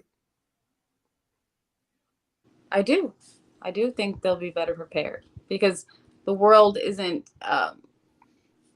totally black. But my point was just, I think it would be nice to experience different types of blacks if you were raised like what Chaotic was saying. Okay, and it's not a shot either. It's nice to be able to see there are intelligent, there are intellectuals. You can expand your horizons. I have a lot of friends because I grew up in the hood. I didn't grow up in this nice neighborhood that Chaotic was saying that I did. And I have friends who grew up in my neighborhood. They went to schools and they were like, wow, the world is so much bigger than I thought it was. And it expanded their horizons. They became doctors, they became authors, they became lawyers because of what they experienced in college. I think your experience in college is important. I don't think you have to go to college. I think you can become whatever your purpose in life is. I think you can achieve that without college. I think it's like a stepping stone. If you want to become a doctor, yes, you have to go to college, but I think you can be successful without it. Do I think you're better prepared if you're around multicultures? Yes, because the world is multicultural. But I don't see a problem with going to an HBCU. I didn't, so that's why I say I can't really speak on it. So I like I said previous, I don't have a college degree. But when I was in high school and applying for colleges, my first choice was Clark, Atlanta. And my dad said no, because he didn't want me to go to a HBCU because the real world is not all black. Then my second choice was the University of Miami. And my dad said no because it was too far. So I ended up going to Northern. But obviously I didn't finish. But Northern Illinois? Northern Illinois University. Okay. But I dropped out. But so from my perspective of like my older cousin Destiny, she went to a HBCU. She went to Prairie View A&M. She's the first doctor in the family and is doing exceptionally well. She pledged and crossed to AKA. And through her, I saw her great experiences at a HBCU. But then I had some friends who went to PWIs and did exceptionally well too, and was happy they went to a PWI because their experiences was better. So I'm just for those who don't have a degree or don't went to college, I'm just speculating, on the outside, everybody's experience and opportunities or how they use those opportunities are different. I'm just thinking it's just quite coincidental from a marketing and imagery side. All this attention is now on HBCUs, which may be playing devil's advocate. Like Jay said, he experienced the injustice or it not being organized or is corrupt. So maybe they're saying, I hear you, and we're going to funnel money to make better experiences for kids in the future. So I'm just on the outside looking in. Yeah, I mean, I'm gonna say this. Go ahead. Go ahead, Frank. No, go ahead, Hank. No, what I was gonna say, Matt, the hell with both of them. If you're not getting a scholarship, I wouldn't go to a college. Go to a trade school. Learn a trade. You could possibly come out and make more money than people going to college. And that's what I guess my question was, Hank. Why isn't that the focus? You know what I'm saying? Like, what is? That's what it's all about. It's all about y'all got the older money now. kids. You know, so I feel like they kind of directing this kind of marketing to y'all who have older kids, teenage kids. Like, why do they think you want your son to go to HBCU versus go learn how to be a carpenter? And so I like, for, you know, we talk about my son a lot. So he watches me. He watched us taught myself photography, and over the years I became successful. So am I going to push a higher education? I'm going to push it as an option. I want to position myself where if my son wants to go to a certain school, I want him to do the research on the programming for the, you know, for the skills that he wants to learn. Or if he wants to go to a trade school, I want him to research the right trade school to go to. Or he's like, Mom, I want to start a business. For one, I want to put myself in position to help fund his business because it's hard to get capital. But do the research and learn the skill. I actually went to the Art Institute for a year for photography when I had the time. You still need to learn your craft and the business of it. It doesn't have to be through a HBU or through what is it, a community college or PWI? No, I want my son to know there are options towards the success he wants to go to. And I think, you know, over the years, we were taught to kids, if you don't get a higher education, you will not be successful. And I'm just living proof that that's not true. Did I try? Absolutely. Am I still paying loans for a degree I don't have? Absolutely. I mean, it at the end of the day, man, some of these kids are just not built for college, man. They're not. And half of them are going there wasting their time, money, and energy going to school, and it's just not for them. And of course, half of them you can tell in high school. You can tell them in high school when they're in high school. It's just not. They barely make it through high school. They don't want to go to high school. If it wasn't for their friends or some of the activities maybe they was involved in, they probably wouldn't go. But I'm gonna tell a kid, hey, if it's just not for you and you're not getting a scholarship, nobody's paying for your education, don't go. Go to a trade school, learn a trade, and move on and be a productive and wholesome citizen, man. You can do that. You don't have to go to a college in order to be a upstanding, productive citizen. You don't have to. Yeah, I say it's about having a plan. Whatever it is, find something you're good at, find something that works and it works for you, and get off your ass, do the work, and go out there and compete. And everybody doesn't make $6 million a week. They don't. Some people, the best that they can do and the best that they can get is $58,000 a year. Make your 58, go get you a spouse, and y'all live an average, but if that's the best that you can do that. There's nothing wrong with it. But somehow in Black, where we actually earn the least, spend the most, the standard is to be just somehow all this money floating out the sky. And the people holding the standard to the people ain't even got no money. Broke people holding money standards to other broke people. And the people over there got all the money is saying, look, man, y'all gonna do your thing. I'm gonna go over here and I'm gonna move down to Florida, to Memphis, buy about 6 homes. They're nowhere near that conversation.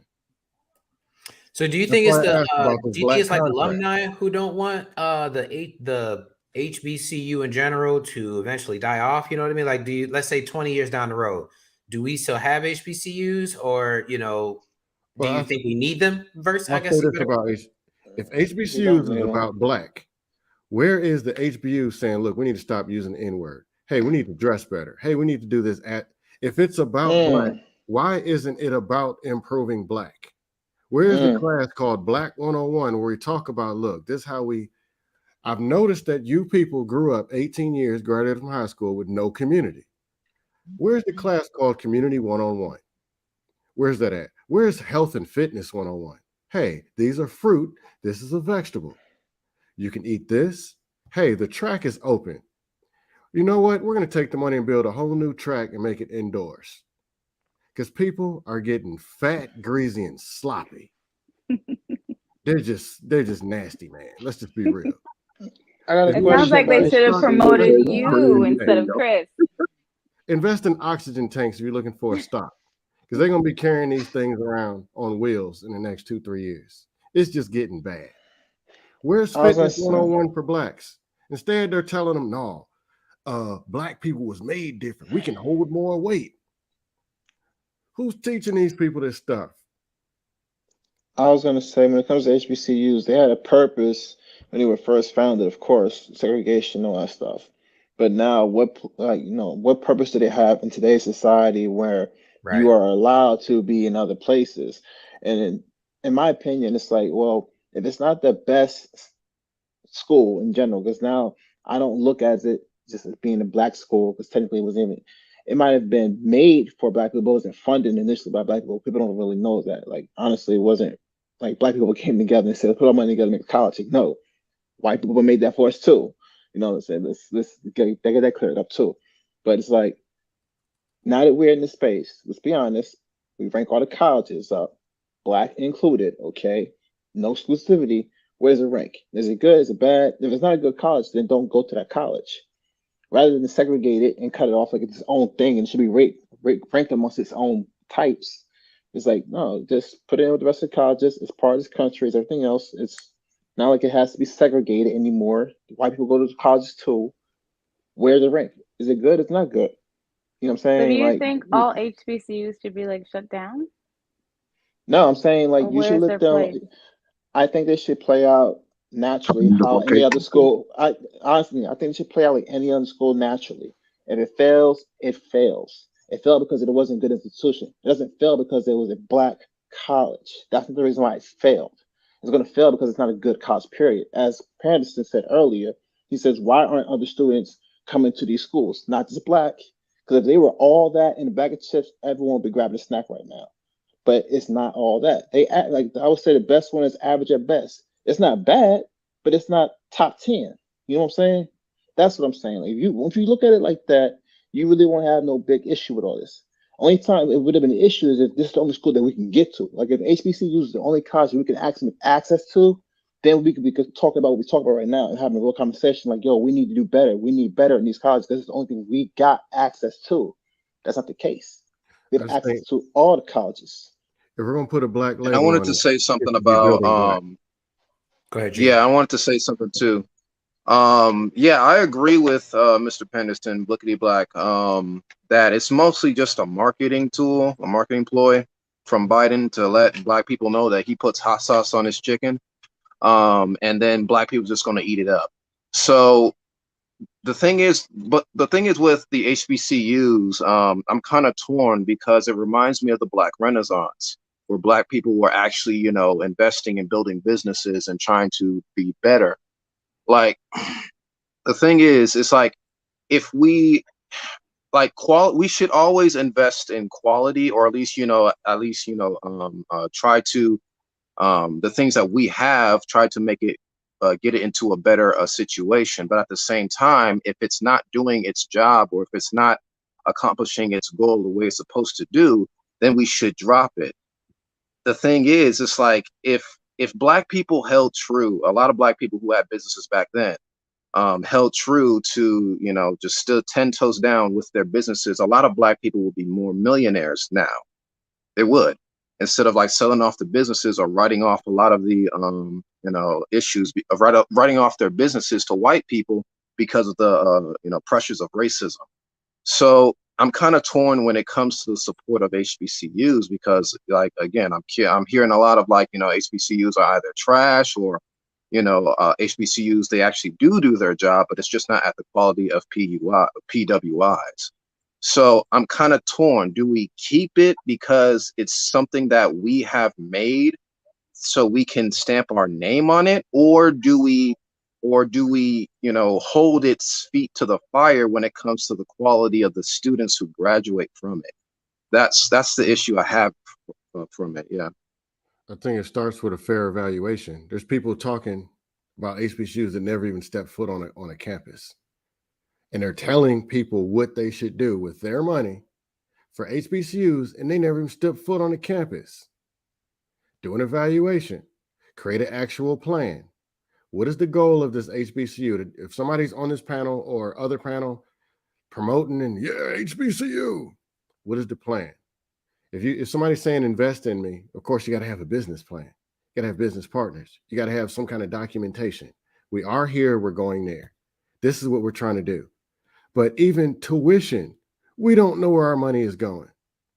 We got scammed out of our tuition money. So how are you going to ask for alumni to donate? We didn't even know where the tuition dollars went. I'll leave it at that. Hey, don't get rid of them. Turn them, like I said, turn them to trade schools or big oversized vocational schools. Where's the HBC? Where's the historically black trade school? Where's the historic black fitness school? Historic black cooking school? Hey, maybe we could put them all in the HBCs. That's what I'm wondering. You know, who when it comes to the decision makers, you know, that's why I asked a while ago, don't we know better? You know, if we're all able to see that it's just a marketing ploy, that we low key, you know, side eye Joe Biden for doing this, you know, who is it that's telling them, Joe, you know, instead of giving them $2 million, why don't we just open up a school, you know, the Morehouse School of Mechanics, and then drive it into that or something like that? You know, who? I'm just trying to figure out at what point did HBCUs become like the savior for repairing issues in the black community? Like, why that and not anything else? Well, because you have people that are tone deaf. All of that. Hold on one at a time. Go ahead, Jay. Go ahead, because I know you went there. Go ahead, Jay. No, I was saying because you have people in power positions that are tone deaf. You know, like why would somebody? I'm sure they could have looked at a lot of more qualified people for that particular position. You know, but they chose Chris Paul because to some extent it's a good look. Like you were saying, it's a marketing ploy. Like, oh, okay, you know, he was head of the NBA, you know, Players Association. So maybe he can help us, you know, but he hasn't had that experience truly. You know what I mean? He has not been stomped out by HBCU to be able to correct the stomp out that was taken during the tenure, you know, so I think hopefully he outsources to some people that have had that experience, because if they don't get those things corrected, like, and trust, there are alumni that do want to give, even though their experiences have been terrible. But it's more people that don't give because of their bad experience or because of the debt that they're still in 25 years later, that have a bad taste in their mouth. You know, anything great about a HBCU was the experience that took place outside of the classrooms. You know, that's the one thing I can say. What I enjoyed about it, whether it be the band, whether it be the Greek life, whether, you know, stuff like that outside of the classroom. But in terms of like the administrative process and portion of that and the registration, you know, where you in lines like they selling Jordans just to get signed up for classes, it's not a good experience. Yeah, that's the reason why I'm torn. Yeah. Well, what do y'all think about it not being, how about just making school and then promoting it to more black people? Because it doesn't have to be historically black, bliggity black state. What? But how about a school that has trade schools over here, has dorms and everything, is an HVAC program, make it 9 months instead of 6. And across the street or within that same location, flooring and roofing, welding, have all of this on one campus. Have nursing, have other programs for, so is male and female. Invite Hispanics or promote it to Hispanics so blacks and Hispanics can start working together. White people will come, other races will all come. Well, this is where my job comes in, because there are programs, tons of programs, not-for-profits, who, like, I even started one for media, where me and my team go into alternative high schools and teach vocational training and program, whether it's photography, videography, editing, and things like that. And then we hire them. Fortunately for me, because I have a platform or I have the visual capabilities, people know what I'm doing. A lot of these programs lack funding, which means they lack the marketing and media funding to get the word out. So in the social media driven forest, if people don't see you, it didn't happen. So because they don't get the media coverage, the people in higher ups are not going to focus on this one community on the south side of Chicago who may have an amazing program, but because they don't have the funding or they don't have the PR or the marketing to get the word on what we're doing, they're just going to get left behind. And then also when it comes to funding, it's a business. It's about who's who. There's people who designate money to certain people just because of who they know. It's a political game with where the money's allocated at the same time too. When you're saying funding, you're talking about startup funding, or you're talking, because Grants, ITT Tech is grants, $45,000 capital, for associates. donors, grants, capitals, donors, funding, all of that. Okay, because I worked at ITT Tech in Houston. It was $46,000 for an associate's degree. They had funding.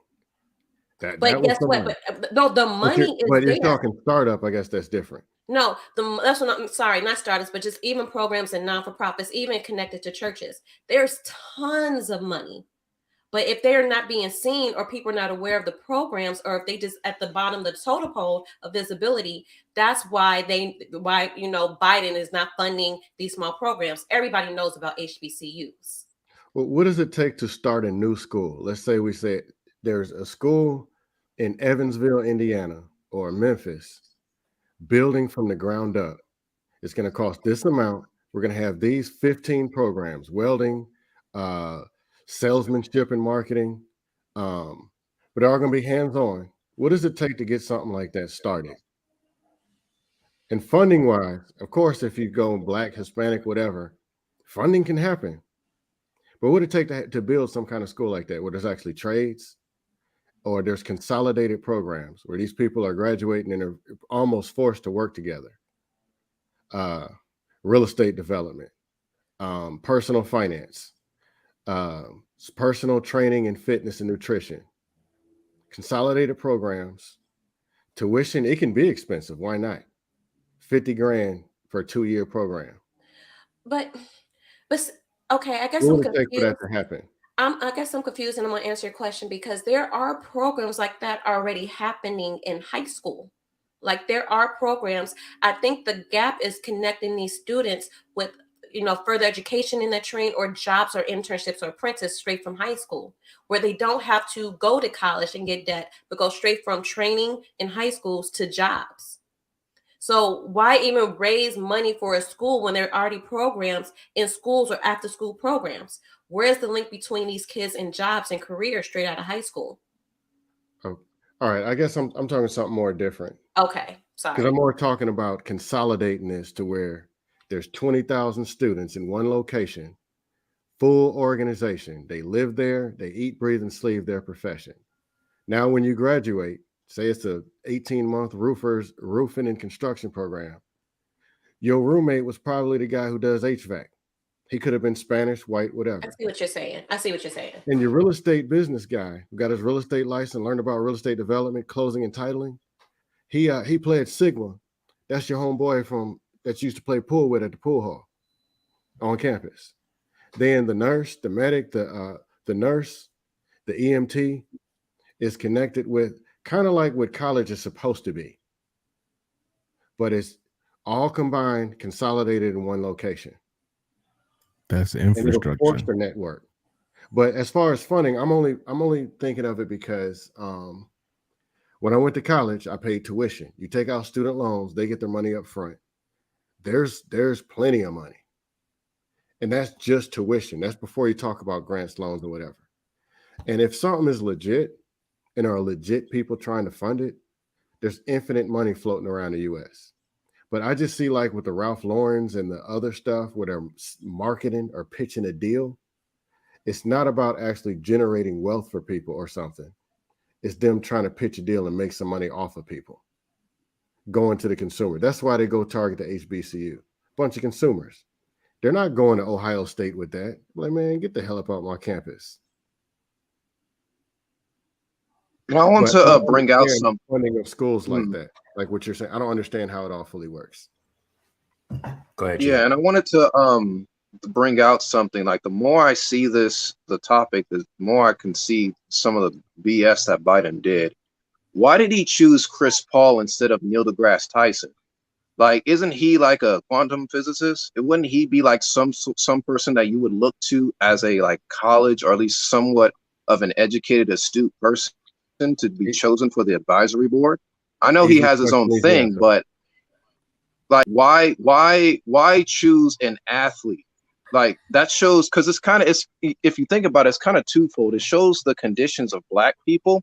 At the same time, Biden's, there might be some nefarious, issue here, because if we're looking up to athletes instead of actual intellectuals in the Black community as examples, and then Biden went straight to an athlete to be that advisory. That's an issue. That's an issue that, you know, us Black people need to address. A person who, again, what Jay highlighted, that he never went to an HBCU, but yet he's advised in the advisory board of HBCUs. That doesn't make sense. And yet he chose an athlete instead of an actual intellectual. That's weird to me.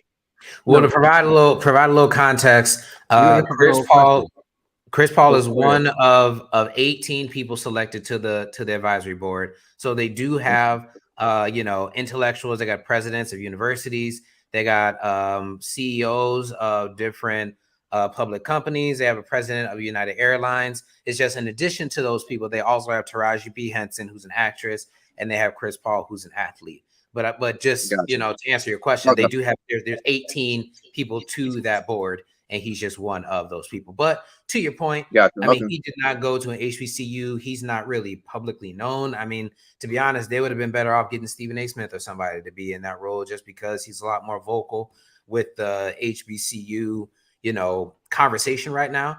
And I know that, again, maybe to Jay's point, they just saw Chris Paul as a former NBA Players Association president. He's a very recognizable name. NBA is predominantly Black, so you figure they went with the most predominantly Black sport, got the most highest profile player according to the executives in that league, and gave him a position.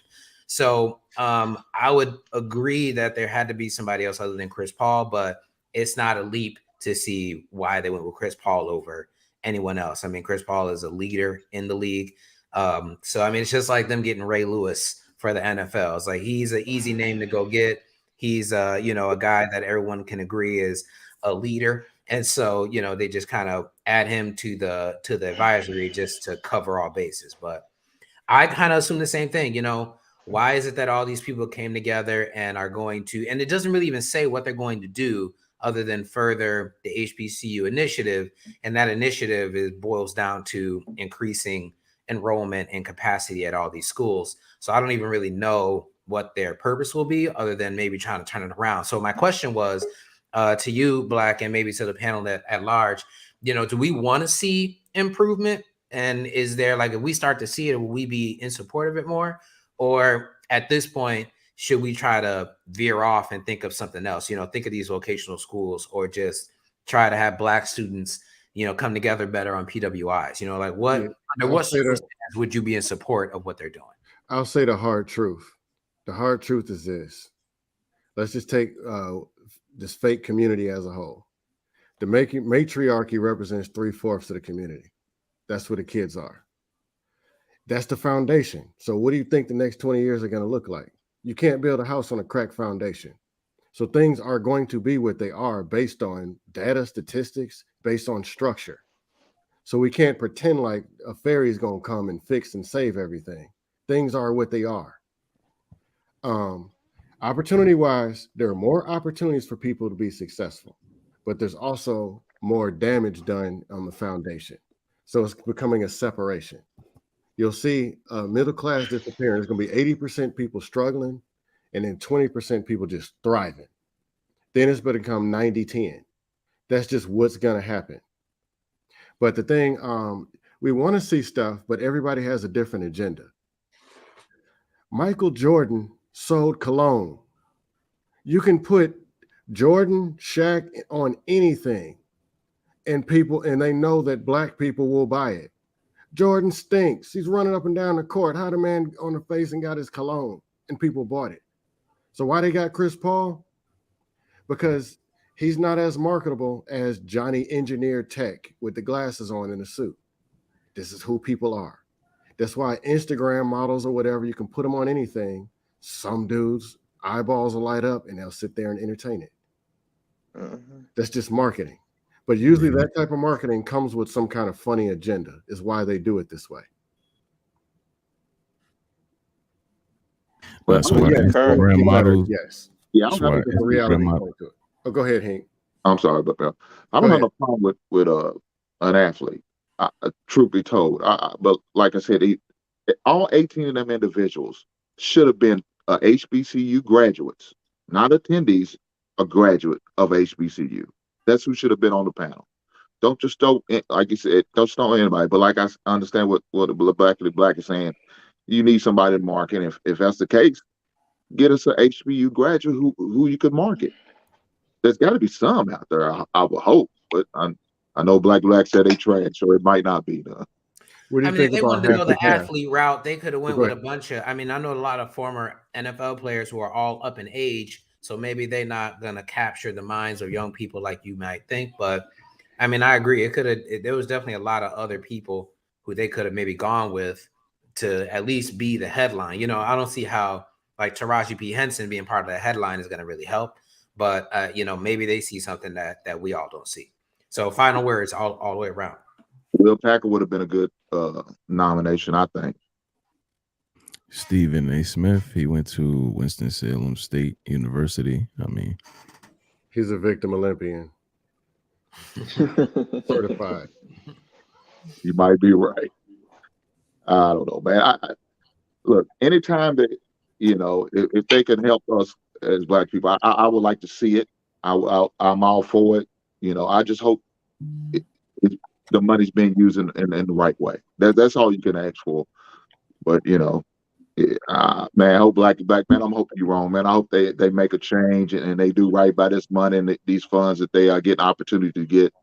I just want to see that happen, but we'll see. Can I just I have a question? Can I direct it to Mr. Blickety Black? Uh-oh. What you got? You're in trouble. No, it's not a trouble question. I was just, you said that their Black community doesn't exist. So would you say that there was a way to create it? If you do a fair evaluation on who Black people are, were people taught to work next to the person? Okay. If you're going to build an NBA, a new sport, you need people who are athletes. You need people who played the game, who know the game. The people who built the Black community, they're dead. Then there's lies being taught of what really happened in the Black community to the point in 2022, people don't even know what community even is. It's so bad that you got to go run over to the Hispanics, cut them a check, cut the Indians a check. Look, man, here's 50,000, man. Can y'all help us build something? Because we don't know what we're doing. And we don't have the people even know how to operate it. If there was an infrastructure called community, Black people don't even know how to operate it. That's who we are. Half the time we can't even function on the panels. And these are educated, we're some of the best Black people on the panel. How do we fix it? Is it possible to fix it? Is there a solution? Or what does fixing it look like? I think what he said, just to chime in real quick, what he mentioned about having like a consolidated school. Yes, I like that idea. That's why I asked. Because that is building infrastructure in its infancy stages. Your roommate. And then you can network with each other. I think it would take I don't think we'll be able to see it. And I don't try to just be Mr. Negative. I'm just more like fair evaluation from what I see. We won't see it in our lifetime or in our generation because the foundation is so far cracked. It's beyond gone. People can't even read on the right level. People are so far overweight, getting greasy and sloppy. Regular foundational survival living things are gone as far as the people. And people don't have respect, care, planning, all the stuff that's needed for structure is so far gone that I believe that all that can be built quickly is smaller networks. That's it. Hey, Panderson, I got a question for you, man. What do you think has a bigger impact on the Black community, so-called Black community? Ignorance or pride? They run together. Smart man. Combo. Well, look, guys, it's been a... Go ahead, Blakey, my bad. Go ahead, answer. No, I'm saying ignorance, because ignorance is enabled, it creates a false pride. That's why you got thugs with no job with confidence. But with that, you're feeding right back into the ignorance, and they just keep feeding off of each other. Yeah, and Smart I wanted to answer. say my last. Yeah, I want to say my last few points before I head out. I am in the camp. Yeah, I am in the camp that Black culture is trash currently, but I do believe that Black people can be in a better situation than where they currently are. I don't believe that, a lot of Black people's personalities are very static. Yes, they can be stuck in their ways, but at the same time, if they're willing to change, or at least, try to see something outside of their own belief system, then we can at least work with them at that point. So I believe that Black people could be better, but at the state of affairs that we're dealing with right now, yeah, we're not doing so well.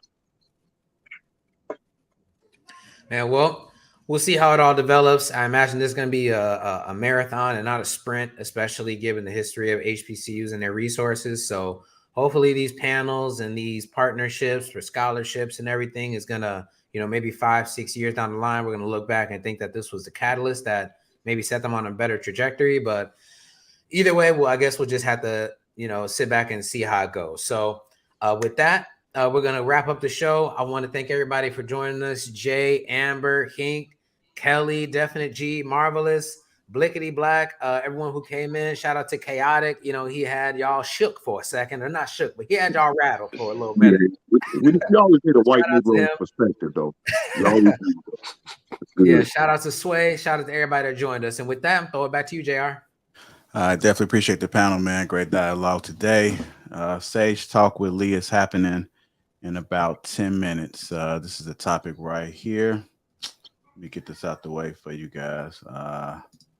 Can the Black community be sustained if 20% high value men marry out? So it should be an interesting discussion there. So make sure you guys click that link. I did pin it to the top of the chat. So go ahead and set you guys a reminder to tap in, but that'll be happening in 10 minutes. So make sure you guys click in. Also, final thoughts again on this. We are live in Houston, April 23rd. Click your tickets. We have a limited amount of tickets that are left. Appreciate everybody that has copped theirs. It's definitely going to be an epic experience. I'm going to make sure of that. Come hang out, be a part of history per usual. And shout out to the sponsor again, Teach Hanley. Make sure you guys click that link in the description, man. Teach. So that's it, y'all. Appreciate it, y'all. Is everyone here coming? Today? Is everyone here coming to the show, the live show? I'll be I'm there. in Chicago, and the way my I'm trying to figure out something. Yeah, I'm still in Japan. Just come. It's gonna be awesome. One thing we learned today before we get out, Kelly, you have Maserati teeth. I don't know how we got to that, but you got Maserati teeth. Damn, they kept putting me in Maserati, and I'm like, run me the keys. You got seven-room house teeth, okay? No, you got 5, 7, 12, 15. Need to rent them rooms out. Because of my teeth, apparently. All right, man. It's been a great show again. Make sure you guys tap in to Lee over there. Sage Talk with Lee. It's gonna be a great show. Great show, man. See you guys over there, right? I see y'all over there. I'll be there. I'll be there. Okay. I'll be in the chat trolling. Oh shit. Chaotic 2.0, huh? I'm about to look up Chaotic right now. Rolling sixes, baby. All right, y'all hit that like button.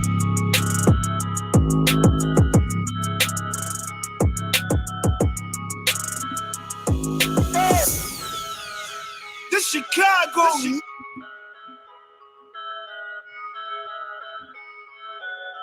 This Chicago.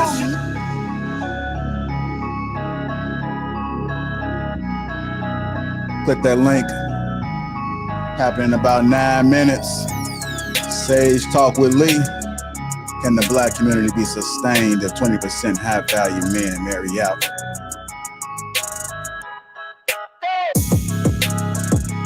Just tuning in, you missed a great show.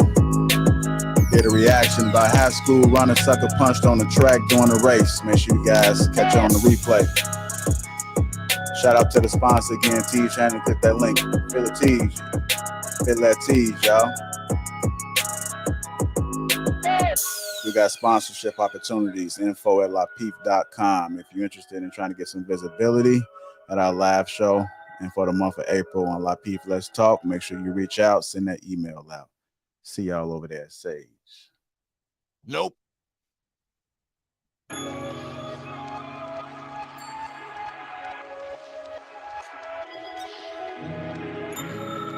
Again, we're carrying this party right over.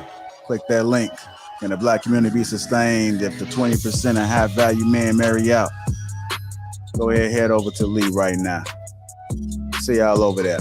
Hit that like button when y'all step in. Wipe your feet.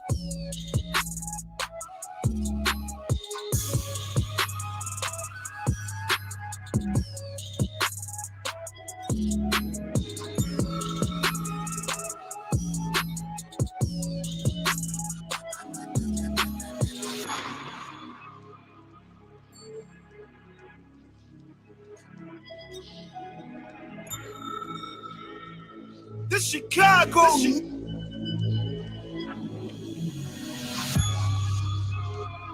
This Chicago. This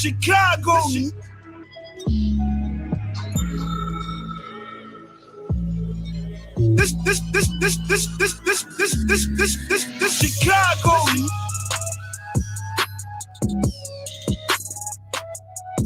Head over to Sage Talk with Lee.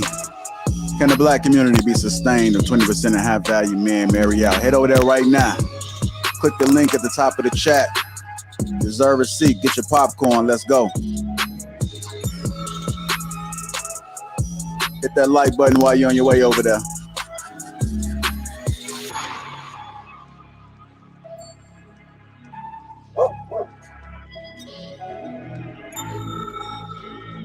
Pull up on me. Pull up. Ouch.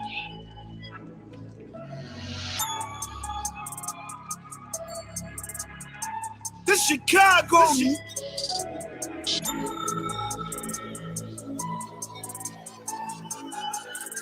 Everybody heading over to Sage Talk with Lee right now. Click that link at the top of the chat. Can the Black community be sustained if the 20% of high value men marry out? Shout out to that sponsor, Teej Hanley. Make sure you guys click that link. Feel the Teej, y'all. Feel that Teej. Get your live tickets for Houston right now. Get your tickets for Houston. We only got a small batch left.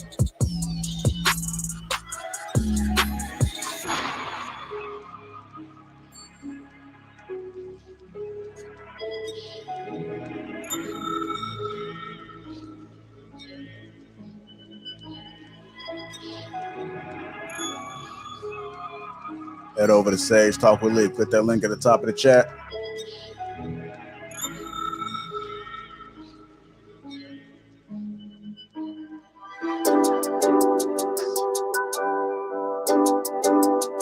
Hit that like button, family. Hit that like button. Click that link at the top. Head over to Sage Talk right now.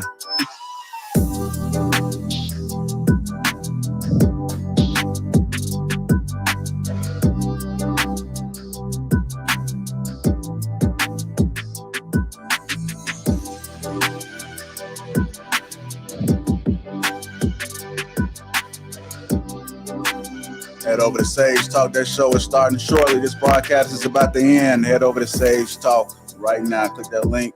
Hit that like button when you enter. Wipe your feet. Let's have a good time, y'all. When the lines drop, make sure you guys call in. Let's go. Appreciate y'all. Thank you guys for constantly supporting the Lapeef Network. Thank you guys. Without you, we would not be where we are right now. So salute to you guys. Green Gang, I seen y'all.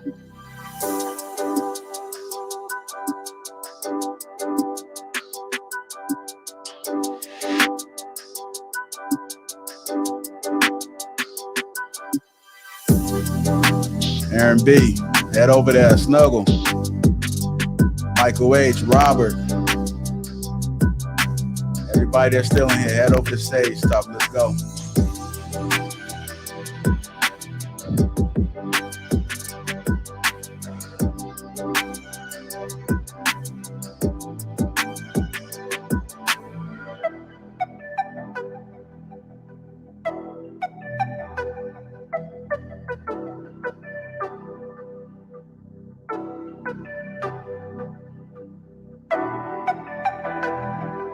All right, y'all, we out. Appreciate you guys. Thank you. See you over there.